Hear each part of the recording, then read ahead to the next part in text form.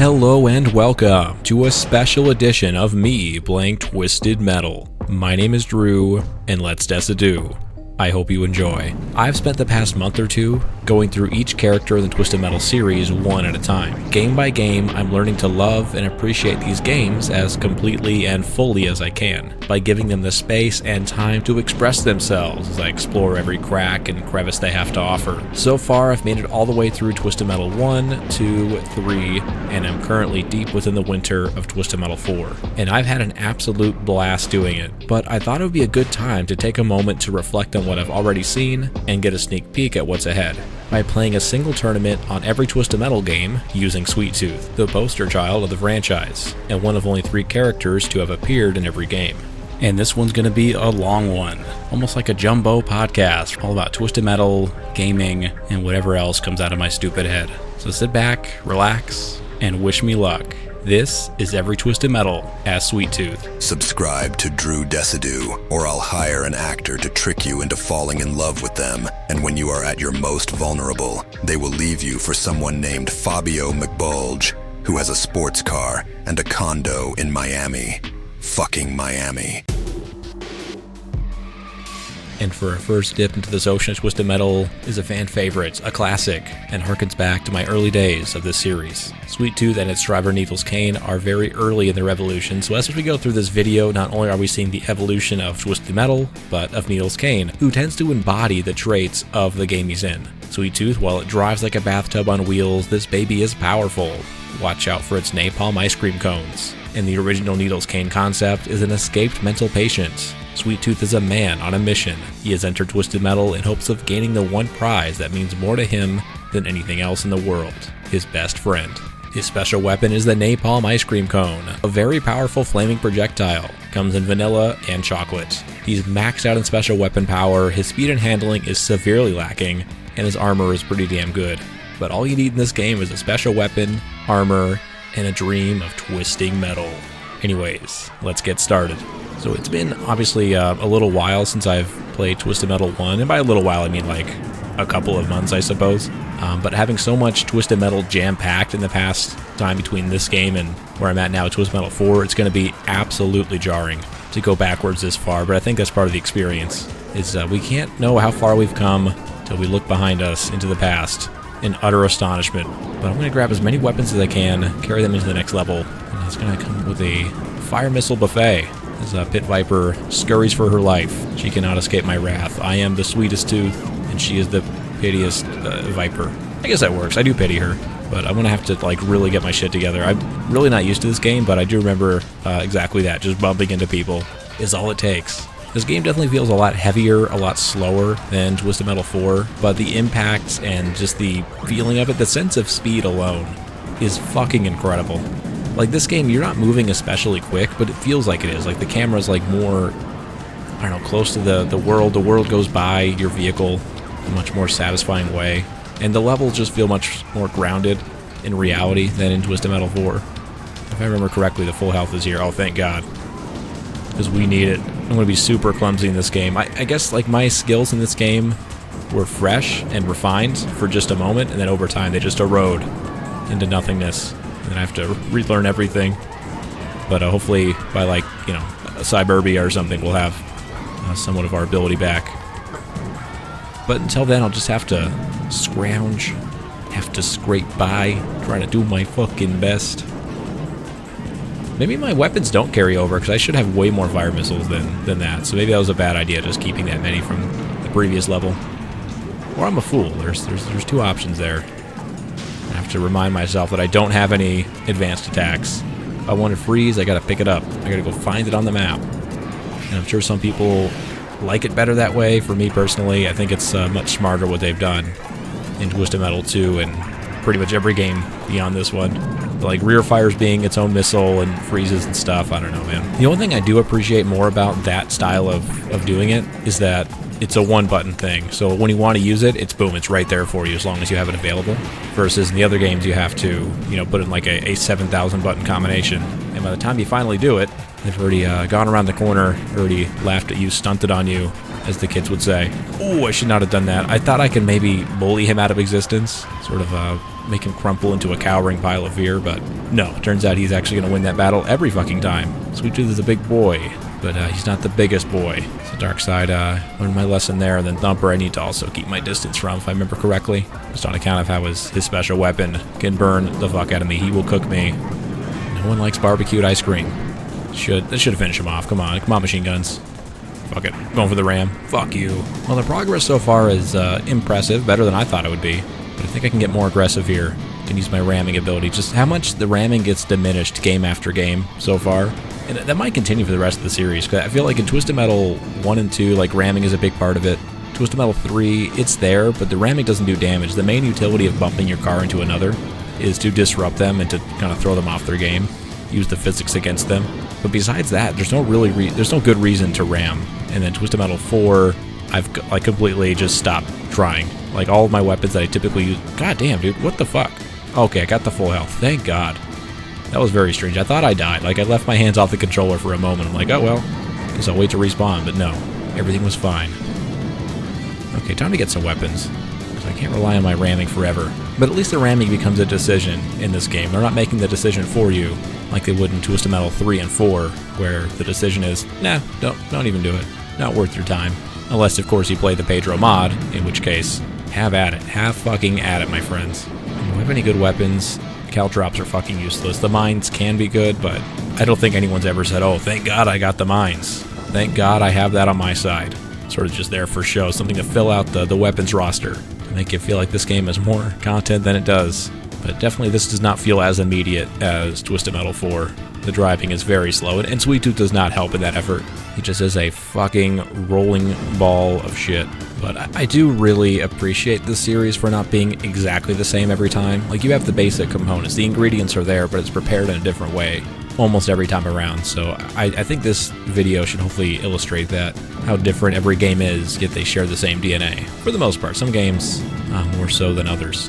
And part of why I chose Sweet Tooth was for Twisted Metal 4, since I'm doing that series, I don't want to spoil too many playthroughs, and I don't want to redo the ones I just did, like Captain Grimm. And so that left with Sweet Tooth, who's a boss character, so I pretty much can just run through that game in about 5 seconds. So I don't think it's going to be a playthrough that's worth doing on its own anyway, so this will be my excuse. Oh my god, can these guys just get the fuck over here, man? What are they doing? Like, are they stuck? Is their AI broken? Aren't we all just fucking broken AI? Just give me that fucking homing missile. Get over here. Alright, let's get down to business. Oh god damn it, I thought I had my homing missile selected. Bad move. It's never a good idea to get close to Hammerhead. I wouldn't do it at a car combat contest, I wouldn't do it in a hot tub.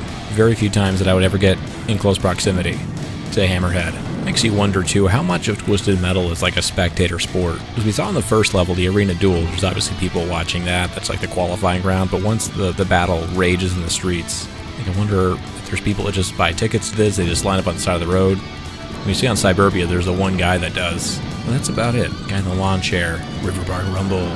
And one thing that goes kind of underrated with Twisted Metal 1 is I think the tournament being only 6 levels is kind of short and sweet with the boss fight at the end. Like, that to me feels like the perfect tournament. I don't think it needs to be anything more than that necessarily. I mean, obviously more content the better, but, you know, I think you can have a lot of maps in your game, but maybe not every playthrough has to go through every level. But the sort of short and sweet, like, you know, bang it out in 20-30 minutes, like that, to me, is the ideal way to go about it. The health in this game is also, I think, very forgiving to the player, because it's these health bridges that respawn, enemies can't take them, and a lot of maps tend to have a lot of them, except for the last level on rooftops. That one has just the one, but there's only 3 enemies, so it works out. I think the balancing in this game is under-fucking rated.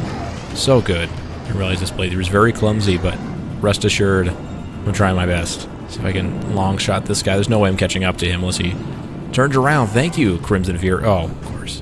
Of course your special bops me up in the air. Forgot it does that. Beautiful. You're next, Yellow Jacket. Come on, dude. Come on, dude. With your yeah.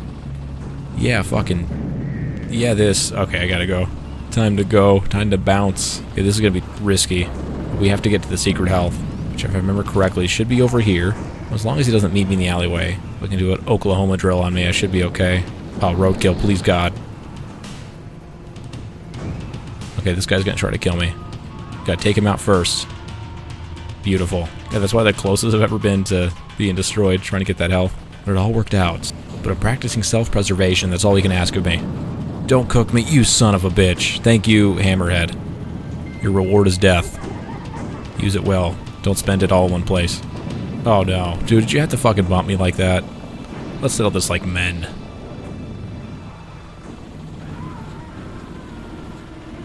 Come on. Oh, Sweet Tooth special. Come on, buddy. That should have nailed. My only way to survive this is going to have to be either getting like the luckiest goddamn shot of my life, or getting a health that just regenerated. Perfect. Great timing. The Twisted Metal Overlords are shining upon me today. I can't shoot behind me, so the only way I can really get him is to like engage him directly. But he just like runs up on me. Full speed, full cook, using fucking Hammerhead's body as a shield. There you go. Eat that shit, man. Go cook a dick. Now the classic Cyberbia. I'd really like to go deathless the rest of the way, but this map is going to test that. It's going to push it to its absolute limits. All 1 or 2 neurons, they're going to wake up and start firing. Just like Sweet Tooth here. Oh my goodness, what am I doing? What freeze was that, Darkside? What are you thinking? What's going through your fucking brain right now, dude? If it's not me shoving you through a goddamn house, then I don't know what it is. Do me a favor, go fuck yourself. Finally got some power missiles. I think it's the first time I've seen them the entire playthrough. I'm not convinced there are power missiles earlier in the game. There might be. Maybe on Rivers Park Rumble there might be. I'm sure Arena Duel doesn't have any. The warehouse did. I don't know if there's actually power missiles elsewhere in the game. That's kind of crazy. Very rare. So let's not waste them. Did it go over his fucking head? Are you shitting me? Come on, man. What is this fucking amateur bullshit?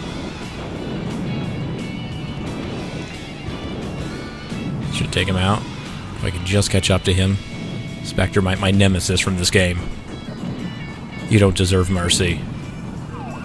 You don't deserve a quick death, but I'll give it to you anyway. You're just a casualty on my warpath. 8 opponents on this level. That's actually crazy. I didn't realize there was that many opponents. But that's a shitload. Like over half the roster just fucking chilling on one map. And once again, my lack of weapons plaguing this playthrough. Come on, get the health before they fuck me up. Thank you. Alright, Outlaw. Not getting me this time. Okay. Not waste of a freeze. Perfect.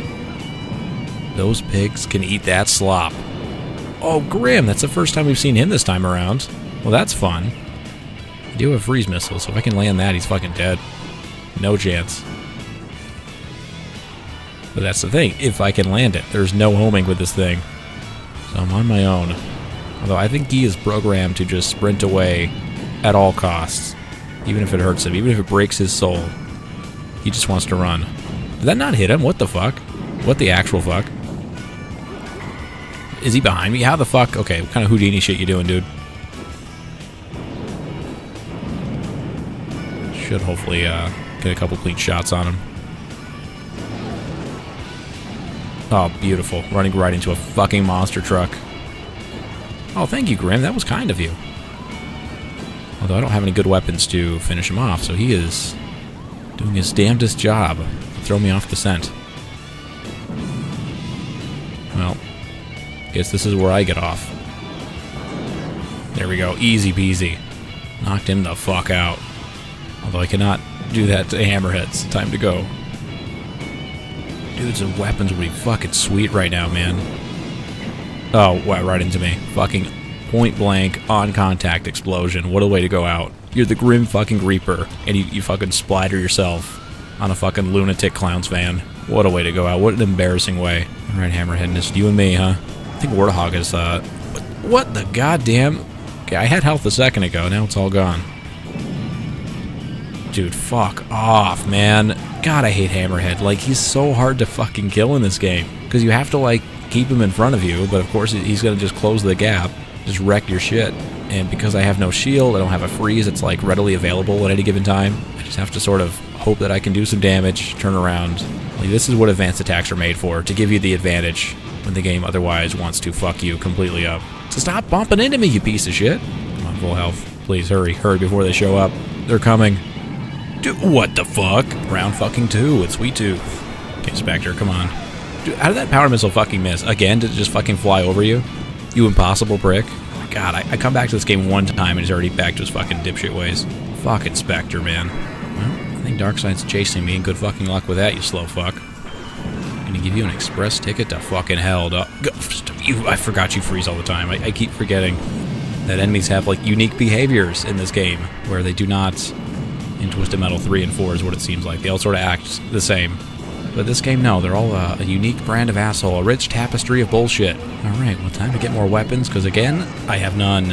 One thing that I've noticed with Twisted Metal 4, compared to this game, is Twisted Metal 4, there's never a lack of weapons. There's pickups everywhere, and each and every one gives you just a fucking shitload. This game, you're really hurting to find shit. Which also, it could be more frustrating to always be lacking on weapons, but I do think that because there's, like, such a demand for finding them, you end up having to learn the map and trying to figure out every sort of, like, weapon you can extract from the environment in order to succeed. So it promotes you to actually, learn your environment instead of just having everything spoon-fed to you. It makes you also a bit more diligent on how you use weapons because you don't want to waste them. If you miss a power missile, it hurts. It hurts bad. Versus in Twisted Metal 4 or 3, you're like, oh, well, I lost that one. Okay, cool, I have 6 more. Dude, how does it keep going over their head? Like, is it just that fucking tall, Sweet Tooth? Like, what the fuck? Guess I'll save it for Hammerhead. There we go, that one hit. I think I missed it again. What a waste. But definitely a lot more tension in this game. Like, you are punished for every mistake you make, way more than you are in Twisted Metal 4, which is the most... I keep referencing that game, but that's the one that I've been playing the most. And so just, it is stark, like, how much this game, like, you fear every opponent you see. You're wondering how they can fuck you up and what you need to do to prevent that.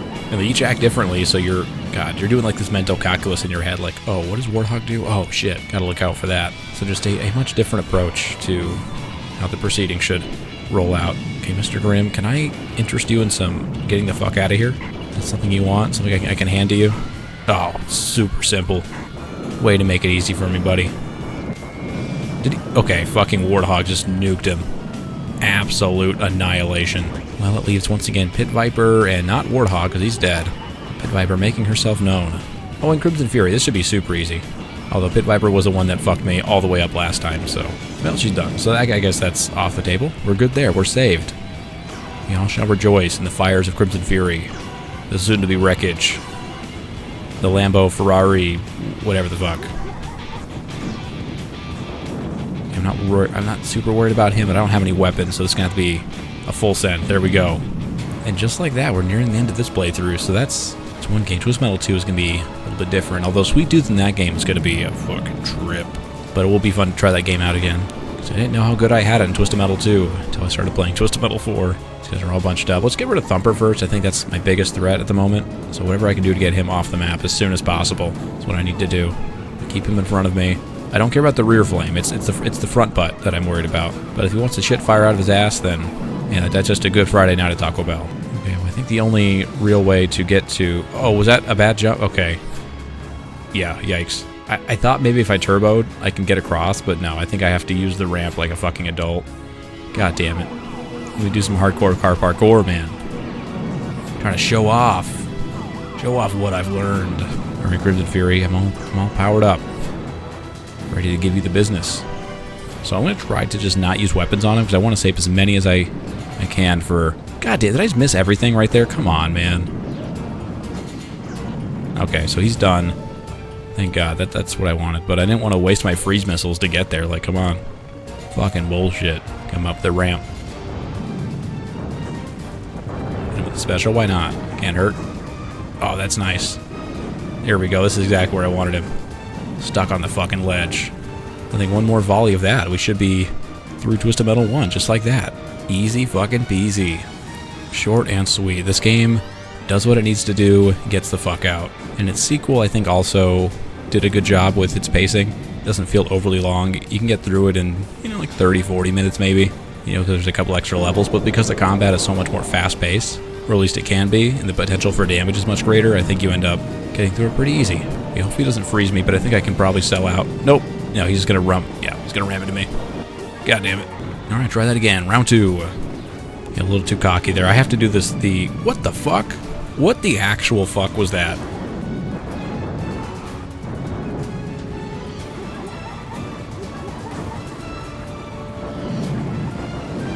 Go, Sweet Tooth, go. Run, run, run. Okay, so I think Minion is very, very low, and so as long as I can just escape and get back up to the top of that ramp, I should be okay. Yeah, I should be okay. I should be in decent shape. I think my remaining weapons should be enough. I mean, 2 homers, special weapon, a couple of powers. Oh, thank God he's not right behind me. I was like, how is he chasing me so perfectly? Oh yeah, the 2 powers I got should be plenty. Should have no issue going forward. Let's do this, Minion. Alright, we did it. Thank God. Finally. Let the winner in.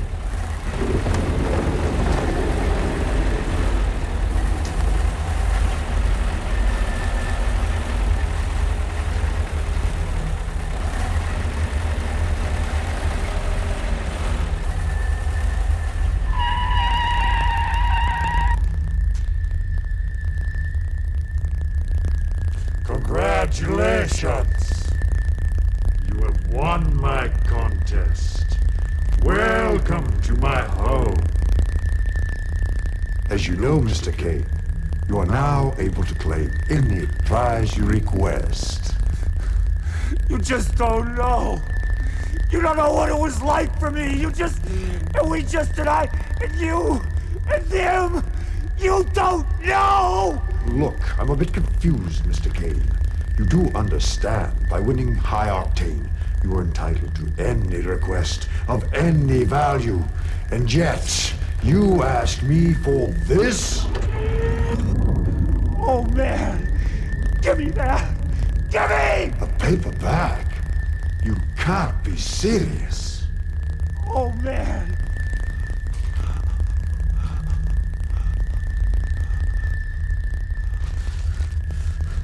Down! Down! You get down the street! You said it would be easy. Do you know what they did? Do you? Now it's my turn. It's my world. It's my word. It's my turn. It's my day. Boo.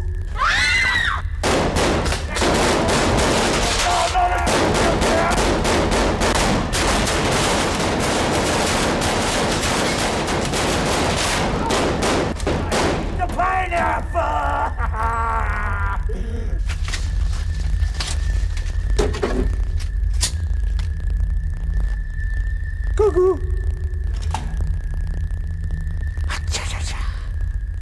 Young lady, I owe you a debt of gratitude. You are welcome to stay in my realm for as long as you desire. You guys are both sick. I'm getting out of here, and I'm taking your truck. And that was Twisted Metal 1 as Sweet Tooth. Moving on now to Twisted Metal 2. But that was a lot more difficult than I remember. It's definitely more unforgiving, more punishing for the slightest mistakes, but more exciting, more engaging, I think is the best way to describe it. Just, it's an engaging game. And looking forward now to its sequel. And here now with Twisted Metal 2.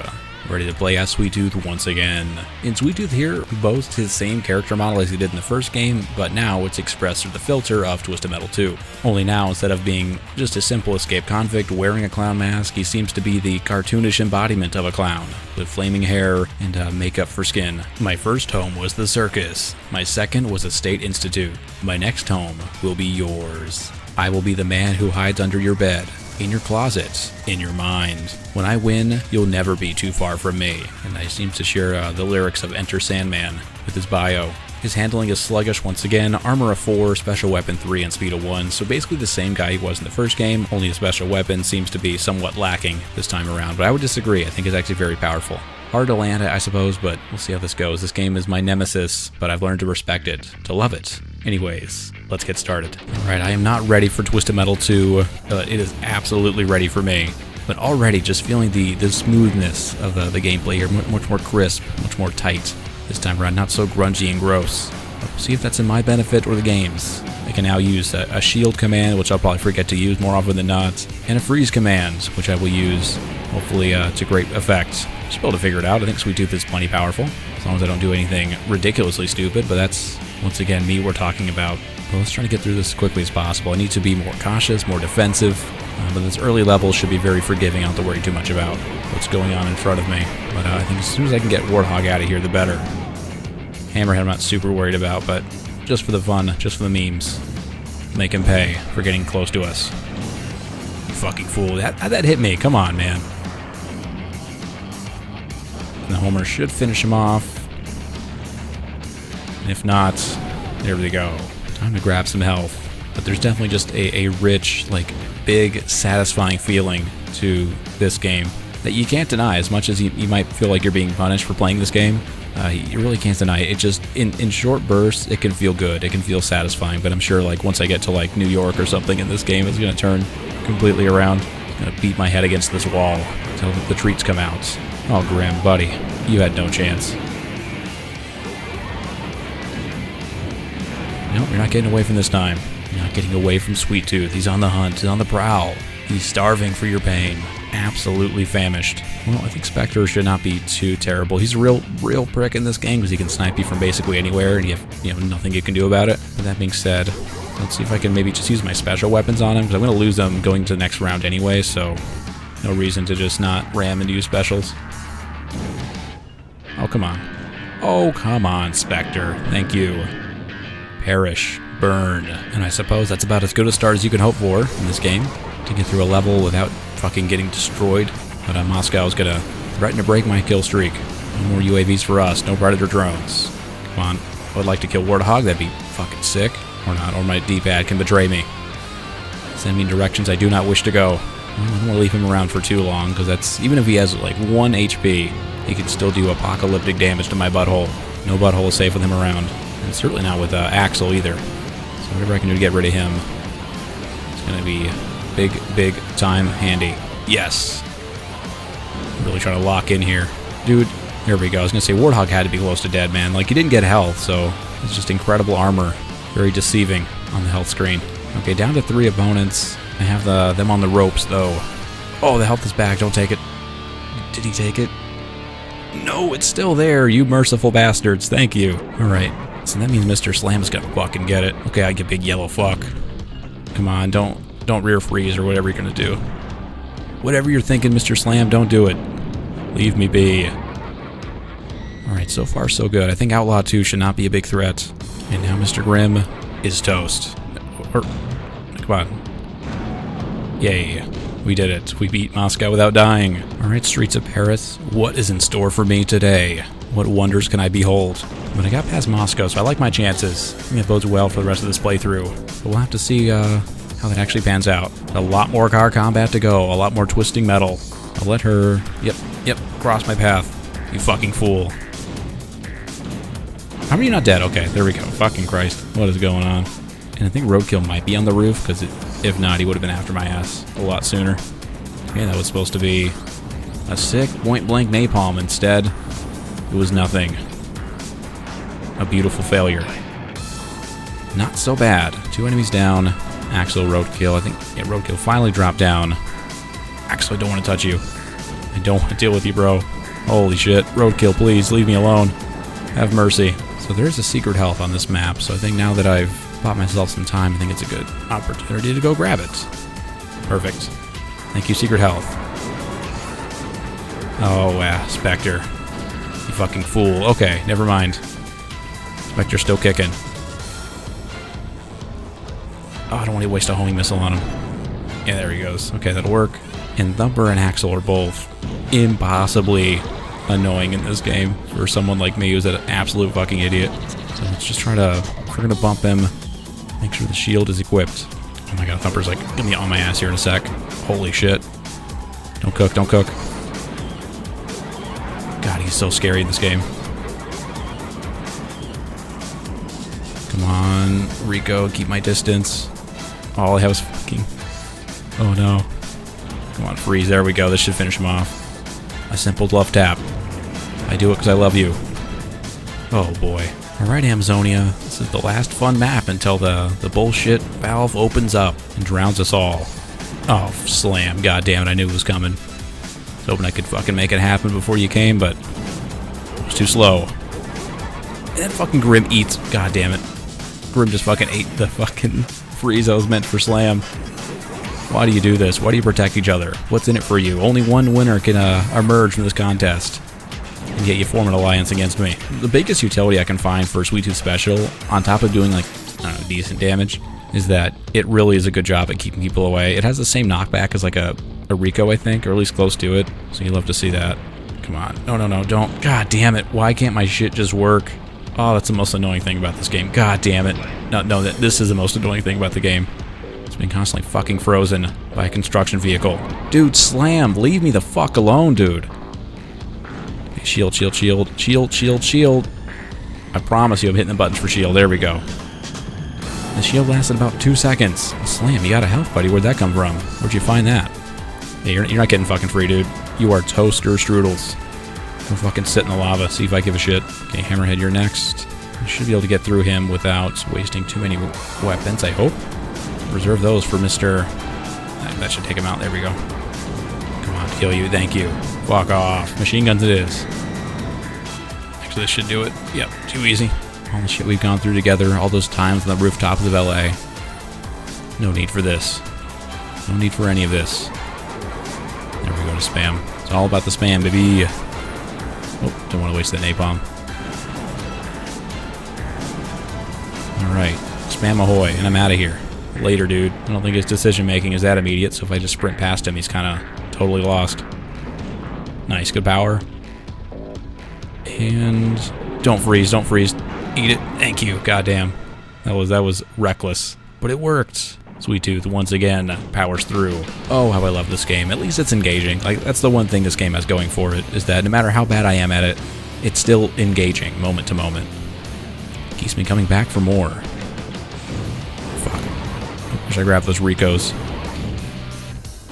Dude, come on. Sweet Tooth, turn. Holy goddamn fuck, dude. Thank you. Okay, knocked him off. That's one way to do it. Fucking bump him the fuck off. Thank you. Like, why are they taking so long to fucking fall to their doom? Okay, Slam. Let's get this done, dude. Simple little tap, and off he goes. Yeah, that works. That works for me. Don't mind if I do.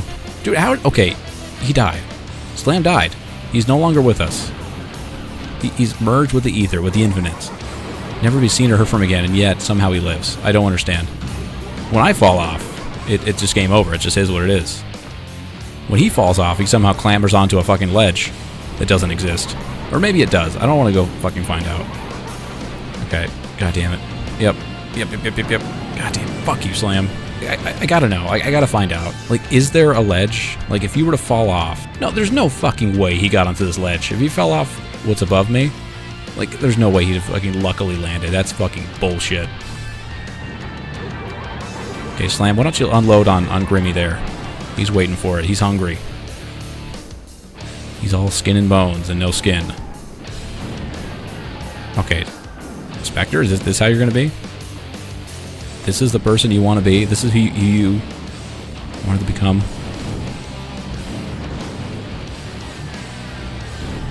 Fuck off. Get out of here.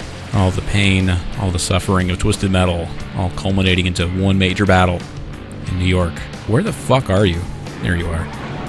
Easy. All that's left is Warthog. Okay, Warthog is not super scary. He has a lot of armor, but I don't think he has any of like the AI bullshit that other guys do. He doesn't spam freezes. His special weapon, I guess, can be powerful, but he's not as egregious about it as some of his friends.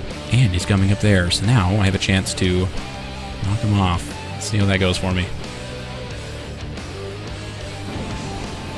Nice, okay.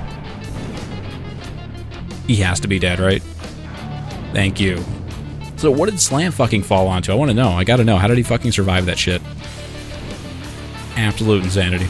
Alright, Antarctica. You and me, once again, we face each other. But first, I need to gobble up all of the Ricos I can. So I should have 3 right now. There's 2 on the island, so as long as I can get maybe 1 more pick up, perfect.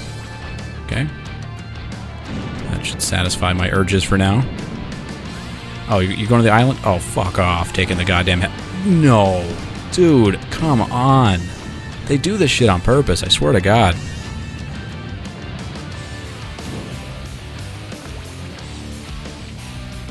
Now we wait. Good boy.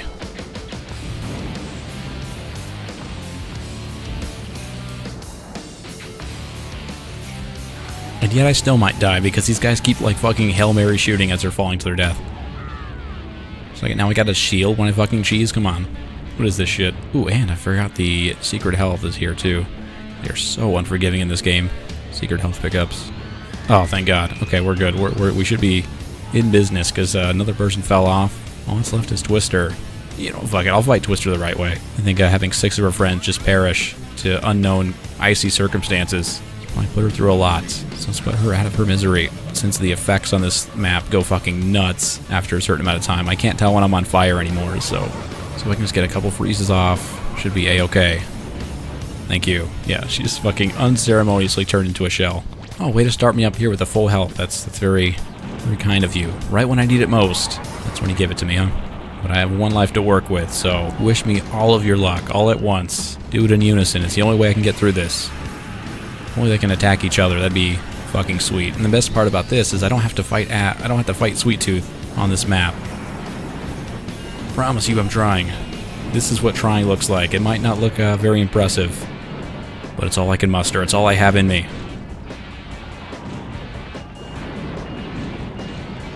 I'm doing a lot of damage to a lot of people, but I'm not finishing the fucking job on any of them. Come on, full health. Thank you. Hell yes. I think Slam followed me into the teleporter. What a fool. Okay, he's dead, thank God. Got rid of that. Oh my God, Hammerhead. Like, I only care about you because you freeze all the time. It's the only reason. Otherwise, I would just ignore you completely. Dude, okay, you should have died way before that. I should never have run into you. Fuck. Is there any health? Oh, thank God. If I can just survive, keep it together. Come on, Sweet Tooth, you're so slow, man. Oh, good. And, of course, before I can even turn the fucking corner. Come on, shield, shield, shield. Thank you. God damn it, I'm so slow. Oh, goodness, thank you. What? Okay. God, these fucking Hail Marys. Well, I don't know why I'm doing this, but fucking toast, dude. Of course, I can't put out the fire. Okay, roadkill. This should take you out, or at least get you very, very close. Thank you. If I just keep my distance from Outlaw, I should be decent shape.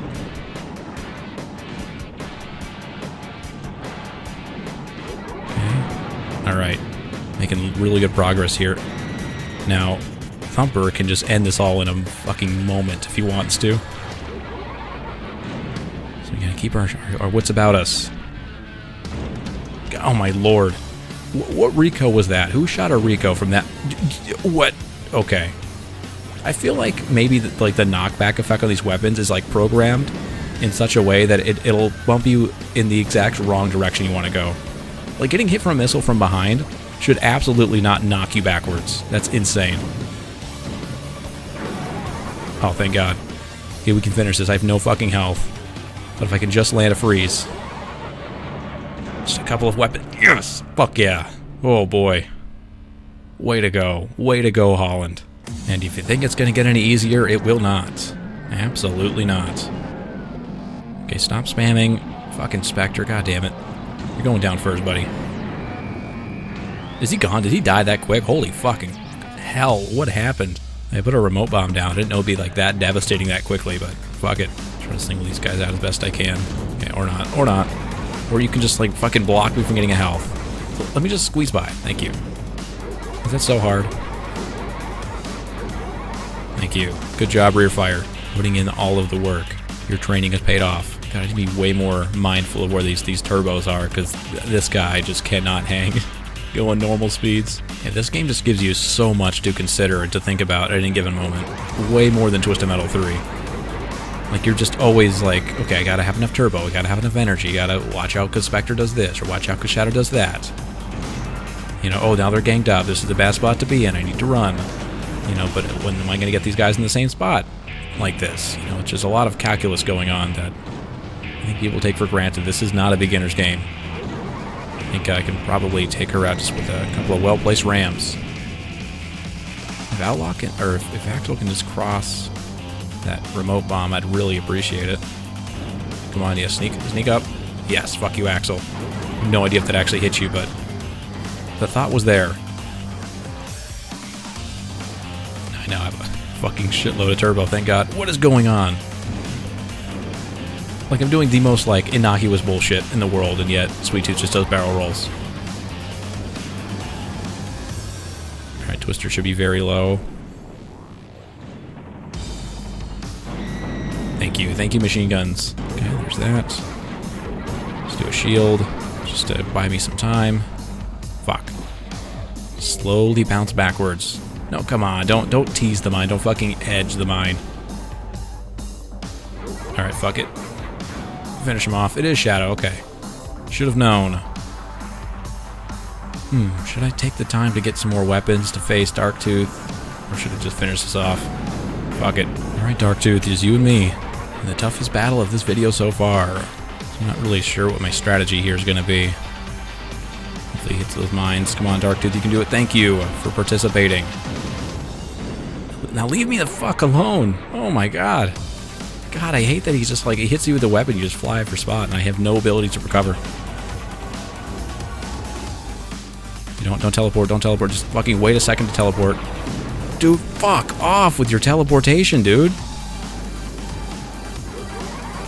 Oh my lordy Lou. This is desperate, but it's all I have. Oh wow, how did that even work? Don't, dude. Can I just leave? Can I get out of here without you fucking clobbering me? You hit those mines, thank you. Oh, you're so good, Darktooth. So good. If I can just get him to hit a couple more of those, I like my chances. Well, actually, you know what? I can probably spam my special weapon. Come on. Add 5 of these fuckers. It's gotta work. Oh, thank God. Round 2. 3 power missiles. That has to be enough, right? If I got 3 power missiles and then 2 specials, that has to be plenty. I don't see it taking any more than that.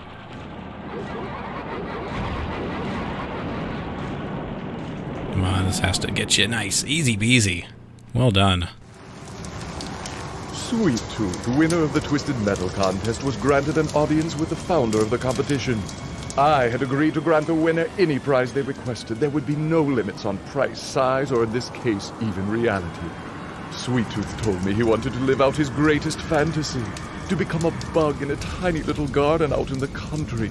It would be a life of relaxation and love, a life of peace, a final escape from his madness.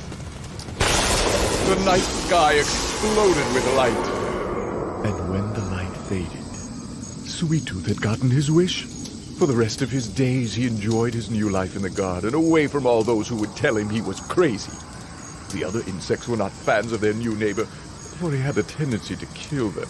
Oh, but Sweet Tooth was happy, and whenever he got lonely for human companionship, or for human flesh, all he had to do was look up and dream of the day when he would crawl out of the garden and back into the world of man. Oh, I am Calypso, and I thank you for playing Twisted Metal. And there you have it. That was Twisted Metal 2 as Sweet Tooth. A very arduous journey, but we made it through. Now, it's ending here very nonsensical, very crazy, but does illustrate, I think, the tone that this game is going for, and we love it for it. We love what it's done. We love what it is. And now on to Twisted Metal 3, where things get a lot more dumb. Hell yeah, brother. Let's get after it. And here we are in Twisted Metal 3, the third game and possibly the biggest jump from one game to another. Maybe besides 4 to Black, or Black to Small Brawl. Every game is a beautiful journey. But this time we have Sweet Tooth in this game, who is often considered a massive pile of shit. He sucks to drive, his car's too big and takes up too much of the screen, and his special weapon is as much of a liability as it is an asset. But that being said, he's still an iconic character, even though he's a scary, horrific monster, for which there is no return once you gaze upon the abyss that is his eyes. But I'll let him speak for himself. I scream, you scream, we all scream for me! Gather round, kiddies, and let me show you just how sweet I can be! I have plenty of frosty, explosive treats for all the Twisted Metal contestants!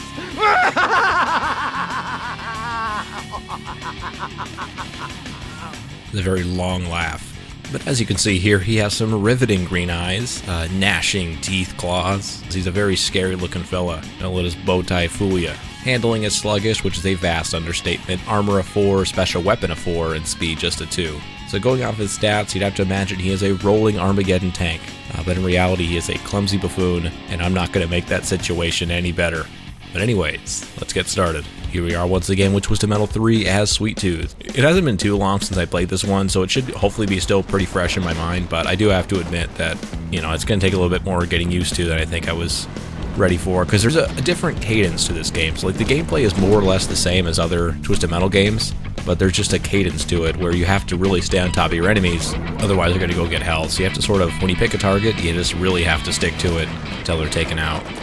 And man, this guy sucks to drive. It does have a big difference between this and Twisted Metal 4, which was the studio's second attempt at Twisted Metal. Like this just feels a lot more slow-paced, a lot more lumbering. It's not as snappy as that game was. It's also a bit more quirkiness to the combat, I guess, because the quickest way to do damage is to spam rear fire as much as you possibly can. I guess the pace of this game does feel better than Twisted Metal 4, because I feel like I have a bit more time to sort of like understand what's going on around me. Kind of like Twisted Metal 2, I guess, in that way where, it's not happening all so fast. It's not just pure chaos and nonsense going on. It feels like it has a nice pace to it. The worst part about Sweet Tooth, I think, is just the fact, obviously he flips over all the time. That's a given. But besides that, it's, I think, the fact that he takes up so much of the screen, and when I need to be very precise to land his special weapon, I end up maybe missing it more often than I should, simply because I cannot see. So what I'm going to do, I'm going to get some weapons, goddammit. We're going to find Hammerhead, we're going to show her what the afterlife looks like. Eat it, you old granny fuck. Put those dusty old bones in the ground. Well, 1 level down, 7 more to go. How much fun am I having on a scale of 1 to 10? Absolutely maxed out, baby. Also, I like the maps in this game more. I think they're just designed a bit more colorfully and interestingly, and it has a bit more cohesion to them. Like, they all sort of feel like they should exist together as a collection, whereas Twisted Metal 4, to me, feels like some of those maps just kind of like they belong to a different game, or a different universe, or like just a different experience altogether. It just feels like a mishmash, like a greatest hits of bullshit. All they cared about was the novelty of it all, not necessarily how it fits into an overall experience. It's kind of like if you had a band doing like a compilation album versus like a concept album. Twisted Metal Black, Twisted Metal 1, like those feel like concept albums. Like it's a collection of songs that fit specifically together. They would not make any sense outside of that thing. Whereas like Twisted Metal 4, it feels more like a collection of things that aren't related in any meaningful way. They just sort of exist together. Okay, he's done. I thought maybe I could ram him a bit better, but the answer was a resounding no. But he did explode, as I guess one might, with friction and enthusiasm rubbing against them. And just like I had a problem with Mr. Grimm, the hitboxes for these missiles is very, very small. And they don't move all that quick. They have to be like pinpoint precise to hit them. So I guess with this, I do have to give credit to Twisted Metal 4, just making all the weapons that sort of sucked ass in this game, giving them a bit more life and a bit more power. Nice, there we go. Hit it with the power. Napalm I don't trust worth the goddamn. And there we go. Speed missile for the win. There it goes. Lucky me, I have not touched the full health just yet. So I'm gonna grab a hold of that. Now we'll hope that we don't get frozen by old Dark Side here. He's got to stay out of his front. His front butt is where all the horror comes out. His back butt is where I put the weapons in. Insert weapons here, he says. Just like a glory hole. That's what I always say. Dark Side, the glory hole. See if that did any damage to him. It did not, but he's right on my ass. Oh, what? Oh, I forgot I could just bump into people now. Like, Twisted Metal 4 has like conditioned me so much to like not touch opponents anymore, or at least don't do it on purpose. But in this game, it's like a very, very powerful tool just to bully them, toss them around like rag dolls. See if I can finish him off with the speed missile. Come on, Speed. You can do it. Although I have just as much of a chance to flip myself over as I do anyone else in this game. Yay, there we go. Darkseid defeated. He's done. Dunzo, friends. Now it's me and Hangar 18. I don't think I can do the fun trick where I get on the top without taking out the switches here, so I'm gonna have to do it the long way. Sweet Tooth is taking a road trip around the map. It is very uncanny how Road Trip Vacation 2012, the limited amount I've played of that game, like the opening levels are basically identical to this game. I mean, right down to, you go to Washington, D.C., to Hangar 18, you're in LA. I mean, it's just very, very funny how that works out. Okay, so let's go quickly into the teleporter. Sweet Tooth, keep your shit together, buddy. Hope I don't slide off. There we go, perfect. Well executed. The gymnastics, full effect. Spaceship, get him. Take him out. Oh, destroyed. A mockery I've made of this level. Welcome to the North Pole. Okay, let's see if I can maybe grab a couple of hits with that. Not bad. Okay, let's focus on Outlaw. Sort of taking a good chunk of his health away. We can make this work. We can make it happen. The joy is in my heart. Vengeance in my soul. I can get up a goddamn ramp. Club Kid throwing himself to the gaping jaw of North Pole. Okay, I actually didn't have as many weapons as I thought I did. I forget that this game does not have, like, persistent weapons. Or at least, like, weapons you can take in from map to map. Like, you sort of come in with a fresh slate in your arsenal. Versus Twisted Metal 2 and Black and so on. Like, those games, like, you have an arsenal that you take with you. And so you want to use the pickups on each map to sort of plan your adventure going forward. Whereas this game is like, hey, you got what you got. It's a fresh start at the beginning, which I guess makes more sense if Calypso's tournament is what he says it is. You'd think that each stage would just be a fresh start. I guess, like, having played a decent amount of Twisted Metal 4 into this game, like, this does feel a little bit worse, I guess. Like, I think if Twisted Metal 4's gameplay, like the actual control of your vehicle, was in this game, but it had the same world and, like, pace to the combat, I think that would be my ideal 989 Twisted Metal. I still don't think I would enjoy it as much as I do, like, a Twisted Metal 2 or a Black, but I think that would be my ideal one. Just all the ways that Twisted Metal 4 improved are, like, the weaknesses of this game, but all the ways that Twisted Metal 4 sort of regressed are the strengths of this game. I think I could probably take out Firestarter. I don't want him to run away and grab a health, because I know there's one nearby, so let's, okay, that works. If I can just keep my shit together. Way to go, Sweet Tooth. Way to slide on your fucking skull. God, that face when he's damaged is absolutely terrifying. No, dude. Oh, I forgot how much they go for it. It is insane how much they go for these goddamn healths. And I don't think I hit anybody with that. So that's going to be my first death, most likely, unless a health miraculously pops up. But I have no way to defend myself when I'm stuck, and I get stuck a lot. Either there's no shield, there's no hyperspace. My only option is to run away. But of course, Sweet Tooth's ability to run away is greatly, greatly diminished. Like, he's not only slow, he's, like, just incapable of driving anywhere but a straight line. No, you're not getting that health, buddy. It's all mine. I'm a greedy fucker. It's all mine. Okay, there's two more of them. They're down there fighting each other. I want to wait for them to come out of the hole.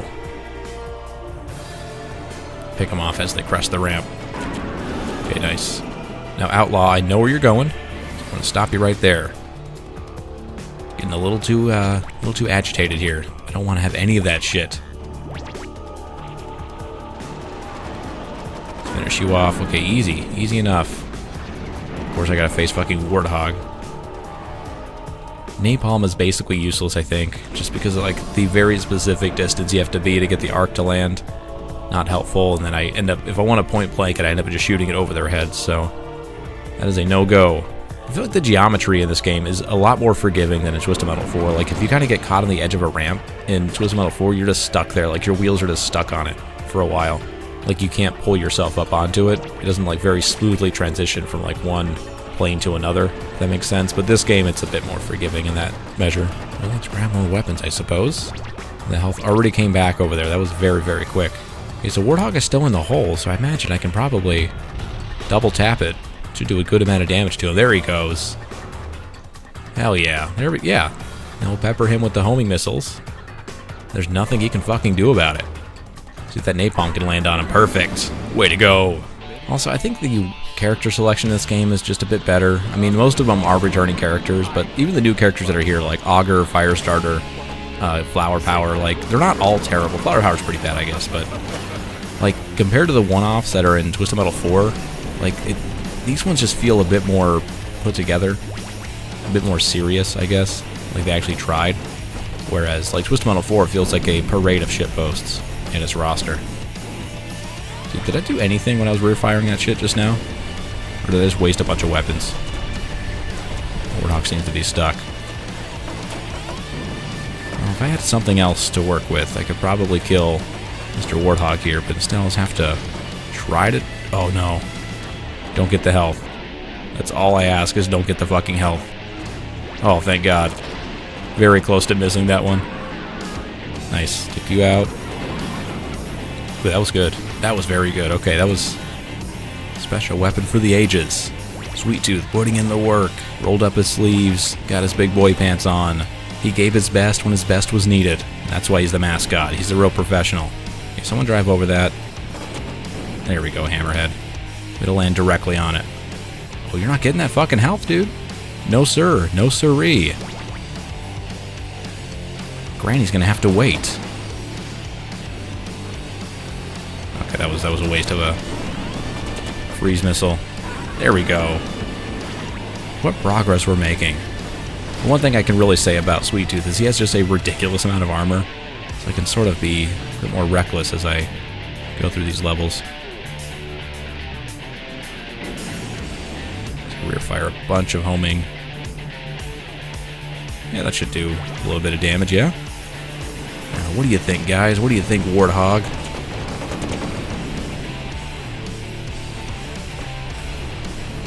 Okay, Spectre's driving away at a freakish pace, which tells me that he thinks there's a health somewhere, and I won't let him have it. God damn it, the health came back fucking quick, man. I wonder if it's the overclocking. Maybe that's why the health's coming back very quickly. I'm not opposed to it. I'll leave it. Maybe it's not the authentic experience. Oh, Jesus. What happened? You want to talk about it? There we go. Got that just far enough away from me to keep me safe. So all that's left is Axel. Come on, Axel. Turn the corner. There we go, buddy. There we go. I had to have killed him. Too easy. But now the real battle. The real challenge. Fucking minion. And it's freeze spamming bullshit. FSB. It's his signature move. Nice, that was direct hit. Didn't do as much damage as I thought it would. Very surprising. Oh. Do I have any homings? I'll take that.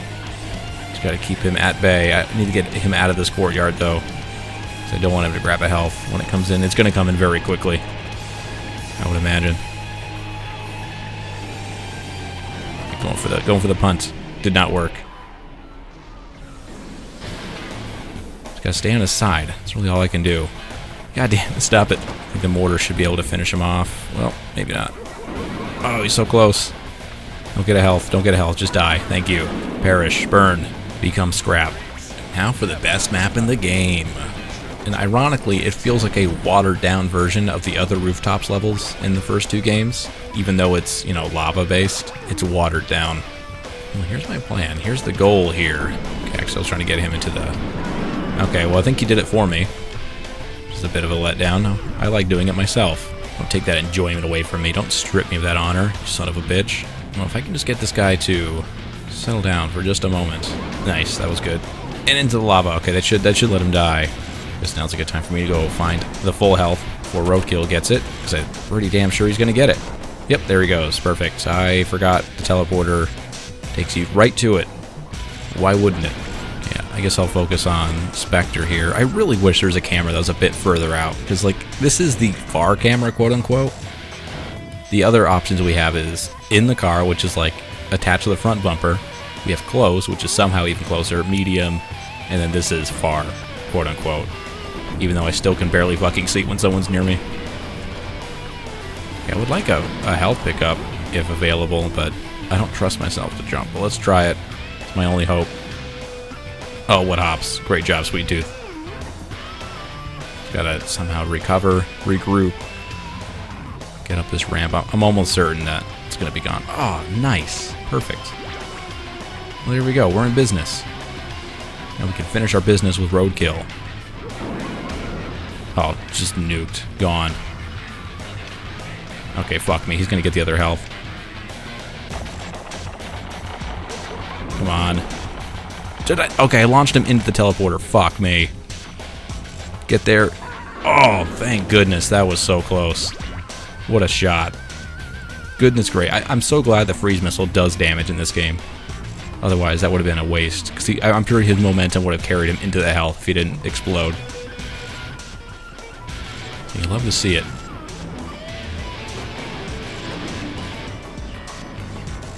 There we go. Take her out. Spectre's all that's left. I don't know if regeneration already happened. I don't think so. Yeah, no, there it is. We get 2 new friends to play with. Firestarter I can probably finish off here pretty quickly, but Thumper's going to be a challenge, assuming these healths don't come back at the exact wrong time. Oh, okay, I think I reared attacked a napalm into the ground, killing me. Do I have anything? Nope, just napalms. Alright, make it work, napalm.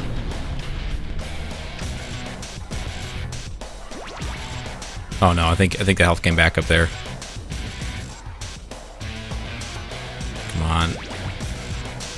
Oh wow, what a shot. So I was like clinging to the edge. Just one last shot to finish him off.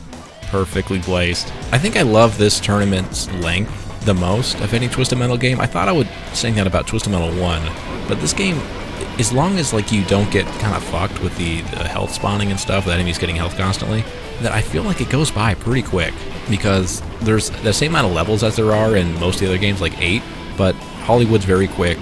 Washington, D.C. is also very quick, and then the other maps, like, you know, they got 5 opponents, maybe 6 or 7, depending on regeneration and all that. So it goes by very quickly. Unlike Twisted Metal 4, where I don't know if they're trying to pad the length of it, but it feels like it just drags on and on and on. Like people, I guess, maybe assume that they get more value out of a tournament if it's longer, but none of these levels feel like they go on, you know, longer than they're fun. They don't outlast the fun of each level. Right? I can't say that for Twisted Metal 4. Although 4 feels more like a playground, where all of its weapons and abilities and all that, like it gives you time to express itself. So if you're really good at it, you kind of want it to be the way it is. That way you can have more opportunities for those things. But overall, I don't get as much enjoyment out of it. God damn it. This map is like anti-Sweet Tooth. Just does not fit him whatsoever. But I want to try to kill these guys conventionally, and then once it goes to the next wave of opponents. Okay, someone's going to get a health, I feel like. Oh, damn it. I was hoping to fucking nuke Grim before he got there. I'll take these guys out conventionally, then use the eyeball, and... Nice. Grim died somehow. That was very strange. He was just on fire. Come on, Mortar. Beautiful. Mortar has a surprisingly good homing as long as they're, like, far enough away. But not too far away. That would be awful. What the... Okay, what the shit? And, okay, I did a fucking wheelie great. Okay, I just saw the health came back. Let's get there quickly. Quickly now. Don't lose control. Keep your shit about you, Sweet Tooth. Well, if I can just get a health, I like my chances. I'm just going to run away until health reveals itself. Okay, good. Get him off my tail. It's not back just yet. What? Okay, sure. Usually it tells you why you died. This time it did not. And the health comes back right just then. Come on. You had your chance, Freeze Missile. You blew it. All right, follow me, gents. It's going to be a blast. An absolute behemoth of joy. A whale of a time. But you have to follow me first. Okay, great. You guys are here. All right. Well, enjoy the lightning. Ride the lightning. Metallica's best album. There we go. Perfect. Only died 2 times on Egypt. There we go. And now, the final battle. And hopefully these guys don't fucking kill them. Hopefully these guys don't kill each other before it's time. But hey, I mean, I guess if these guys are gonna fucking take the L, might as well. God damn it, you guys. Dude, 3 of you died? How did 3 of you die already? That's insane, dude. Okay, well, I guess keep at it. The least you can do is keep it up. God damn, that was nuts. Never seen that sort of ferocity out of these enemies. Absolutely devastating. At least they're doing it to each other, not to me. There we go. That should do a decent amount, yeah? And they're all sort of popping up around me. This is, not terrible. But they're spamming the fuck out of everything they got. Club Kid. Destroyed. Did he just jump into the hole? No. Hell no, dude. Okay, go. Straight line, straight line. Beautiful. Okay, where am I going? Why am I sliding around wildly? Nice. Nuked. Okay, down to 3. Guessing there's probably a health back up here, yeah? Maybe not. Okay, we're okay. We're doing good. It's a frantic, chaotic battle. This is easily the best level in the game, I think, by far. It just fits the battle so much better, I think. And the aesthetic is kind of cool. Even though it's kind of gray and blocky, industrial. I do like it. I wish more levels were like this. Okay. Oh, geez, if they're going in here, that means the full health is back. Oh, God, keep it together. No, you're not getting the fucking full health, dude. God, I can sense it. You just know it. Oh, thank God. Ooh. Don't grab the health. Don't. Dude, come on, man. Did you have to do that? Like, you were barely hurt. You know what? Fuck this. You're going to the fucking blimp hole, dog. You did this to yourself. Whenever you're about to go in the hole, just remember, you did this to yourself. You chose this. I think he's coming towards me. Oh, that was a little bit early. Maybe that was enough? I don't think so. He's still around. Just give him a little friendly nudge. There you go, buddy. Into the hole. Oh, good.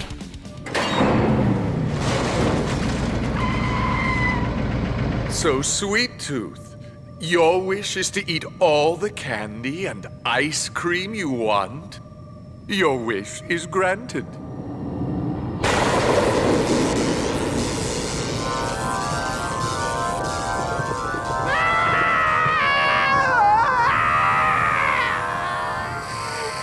You should have brushed between snacks.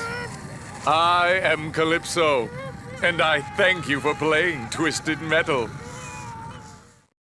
Knowing everything we know about the series going forward, it's easy to say that Sweet Tooth in this game is just a fucking abomination, but we have to remember that Sweet Tooth wasn't really an established, like, character then. Like, the difference between 1 and 2 Sweet Tooth is just as big of a difference between this Sweet Tooth and number 2, so hard to say it's really the worst version at the time. It was just a version.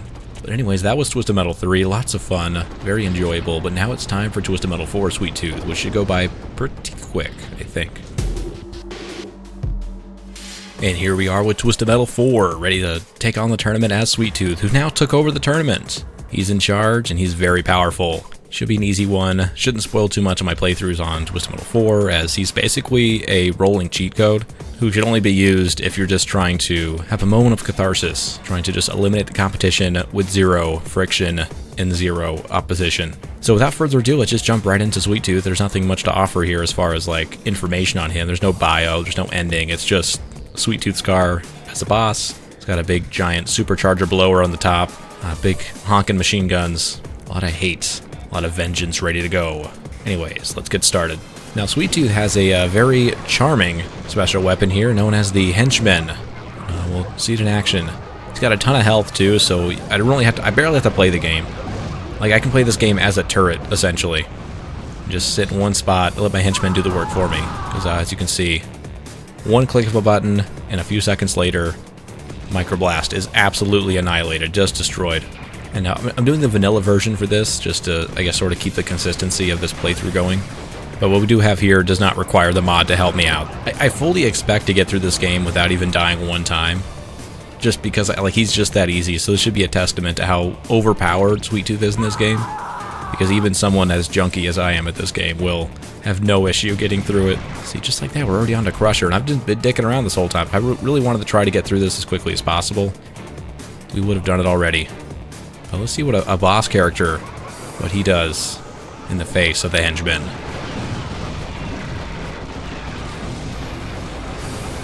Gobble me up, see what happens, see if I give a shit. You were just a toy to me. Whatever you do is because I let you do. Oh, poor guy, he's running away. He knows his fate. That should finish him off. The fire should burn you to death. Just a little jump on his body. Kablunk. Alright, 4 opponents, all equally susceptible to the henchmen. God, it takes the fun out of the game if you do this for too long. Like, I mean, this is, you know, for me, it's just a moment to kind of say, hey, fuck you guys for all the pain and hardship you've given me over the past few playthroughs. So for that, it's fun, but if I had to, like, just play this game, you know, normally as this guy, it would just fucking suck ass, dude. Alright, Goggle Eyes, good luck escaping that one. I'll take out Calypso the normal way. No, he went into the henchmen. They're all sucked into the vortex of destruction. God, that's so overpowered. Alright, Calypso. You made that mistake for the last time, getting close to me. He really wants this tournament back, and I won't let him have it. No, sir. Alright, Quattro. Good luck with that.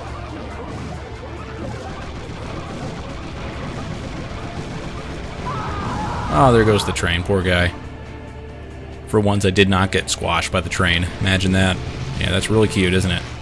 Yeah, have fun with yours. Have fun with yours now, and then face the wrath of mine. It's kind of shitty, huh? Kind of not so fun to play with a special like that, isn't it? You can't retreat to the tunnels, my friend. Nothing waiting for you in there. If you're looking for mercy, we're all out. There he goes.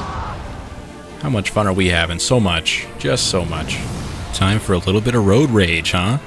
It's going to be a lot of fun in the mirror match at the end with Sweet Tooth. Sweet Tooth v. Sweet Tooth.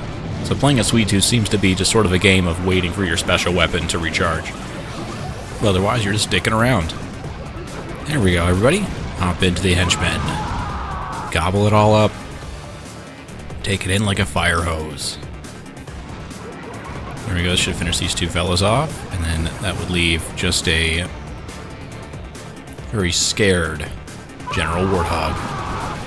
This should finish him off, right? I know he's got a ton of health, but yeah, that should have been definitely more than enough.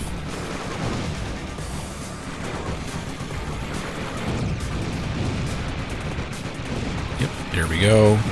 Meter Maid, you stand no chance. I'm sorry to say it, but you got no chance.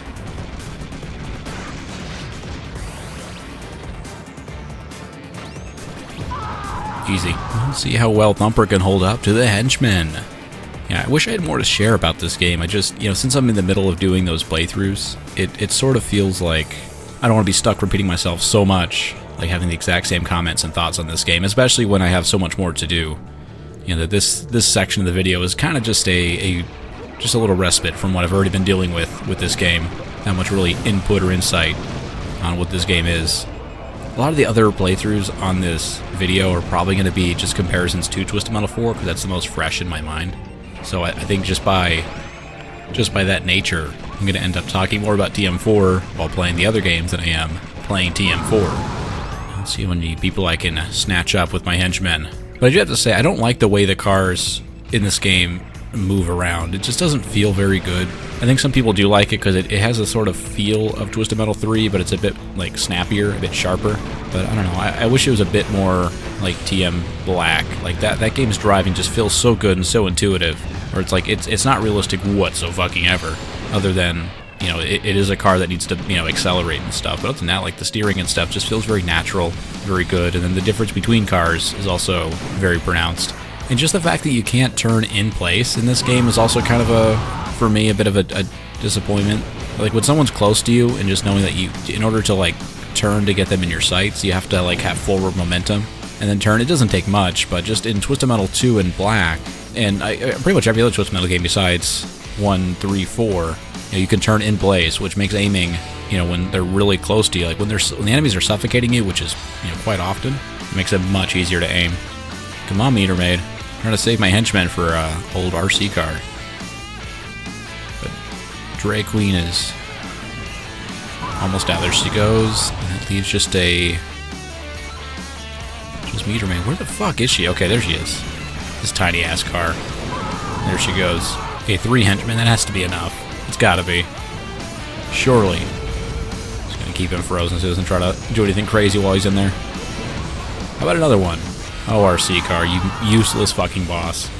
Like, why wasn't RC car just a regular vehicle? Like, there's nothing special about him. There's nothing inherently menacing about him. Like, is it just they couldn't think of a character for him? So, like, fuck it, just put him in as a boss with no info. Just give him some undue importance by making him a one-off character on one level versus seeing him multiple times to play through. Like, Microblast would have made just as much sense, I think, being in like that vehicle, because they're both, the whole joke of them is that they're small. Microblast was just meant to be like, you know, an insult character, or like the character you play as just because it's difficult, kind of like an ATV in Twisted Metal Head-On. But I don't think every game has like that character where their whole deal is just being terrible, or at least not on their face. I mean, there are some characters that are that way, but I don't think there's that many of the developers intended it to come out that way. There we go. This should finish them off. Power, power, and power. Nope. There we go. All right, henchmen, do your thing. What if I did 2 henchmen? Then what? Oh, I think I have to wait till that one's like far enough along. There's like a big cooldown on the henchmen, which is good because facing Sweet Tooth, if he could just spam that shit like multiple at a row, yeah, there'd be no fucking chance. That is an act of mercy from the developers there. Alright, that should finish him off, so now I can just go grab some more weapons.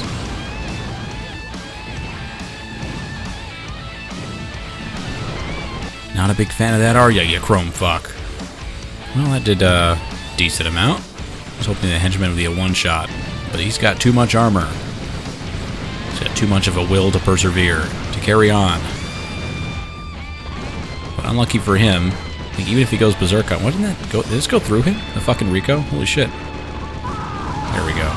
Alright, henchmen, we're on the oil rig. So I wonder if is this the first time on like this level in the series that there was 2 bosses on one level? Or really one of the few times. I can't think of maybe another time that it was the case. Because Twisted Metal 1 you had Minion, that was just by himself, and then Twisted Metal 2 you had Minion, and then Darktooth, and then in Darktooth's head, but they all came separately. You were fighting 2 at a time. Twisted Metal 3 had Darkseid, Minion, Primeval, also 1 at a time, and then this game, the only time you see 2 is with Super Augur and Super Slam. So, let's think here. Twisted Metal Black, you have Minion and Warhawk by themselves. You can argue maybe the tankers, like with Warhawk, like maybe those are 2 bosses at the same time, but those tankers are just fodder. Like they should not be considered boss characters. Like they're just there to die quickly to, you know, service the mission. Twisted Metal Small Brawl, you have Trapper and Piecemeal, 1 at a time, okay. Head On, you have Cousin Eddie and Tower 2 Darktooth, okay, so not that one. And then 2012, you have Brothers Grimm, which is 2 at a time. So yeah, I guess there's only 2 times that I can think of in the series where you're properly fighting 2 actual boss characters at the same time. That's interesting. Wonder why that wasn't utilized more. Because it's a cool dynamic, you know, having 2 characters that are like equally able to fuck you up, having to sort of, you know, deal with them at the same time. You know, maybe it's too difficult or hard to balance or whatever it is, but you think it would have been used more often. Especially because like a lot of the mods of this game, like Twisted Metal 4 and Twisted Metal 3 that I've seen, like they do end up adding like multiple Primevals to a fight. There's a version of this game's mod where it has like you fighting Sweet Tooth and I think a few other people on the last level. So it's clearly something that players want, or at least that they keep adding into the game. It's very strange. There we go. That should finish him. Easy. Good job, Autolob. So what I want to try, let's waste all my weapons first. I want to finally do the rear fire infinite ammo glitch that this game has. But first it requires me to waste all of my weapons that I currently have. Okay, so here's the deal. So I'm going to wait for another henchman to come back just to get maximum time to use the lightning rear fire. All right, there we go. Henchman. Okay, and then lightning, and then we just spam rear fire.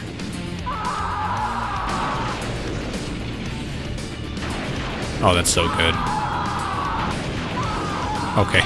Yeah, that's like broken as hell. Holy shit.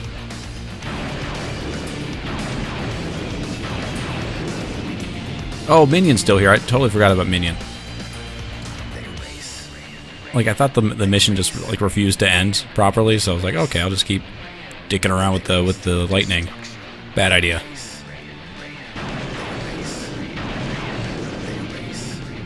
That should finish him off, though. There we go. I almost killed myself, though. It is overpowered as shit. Okay, let's try it with the henchmen. Let's get rid of everything. God damn it. Let's get rid of that haircut, too. Nothing wrong with a little bald look, huh? There we go. Henchmen. Henchmen.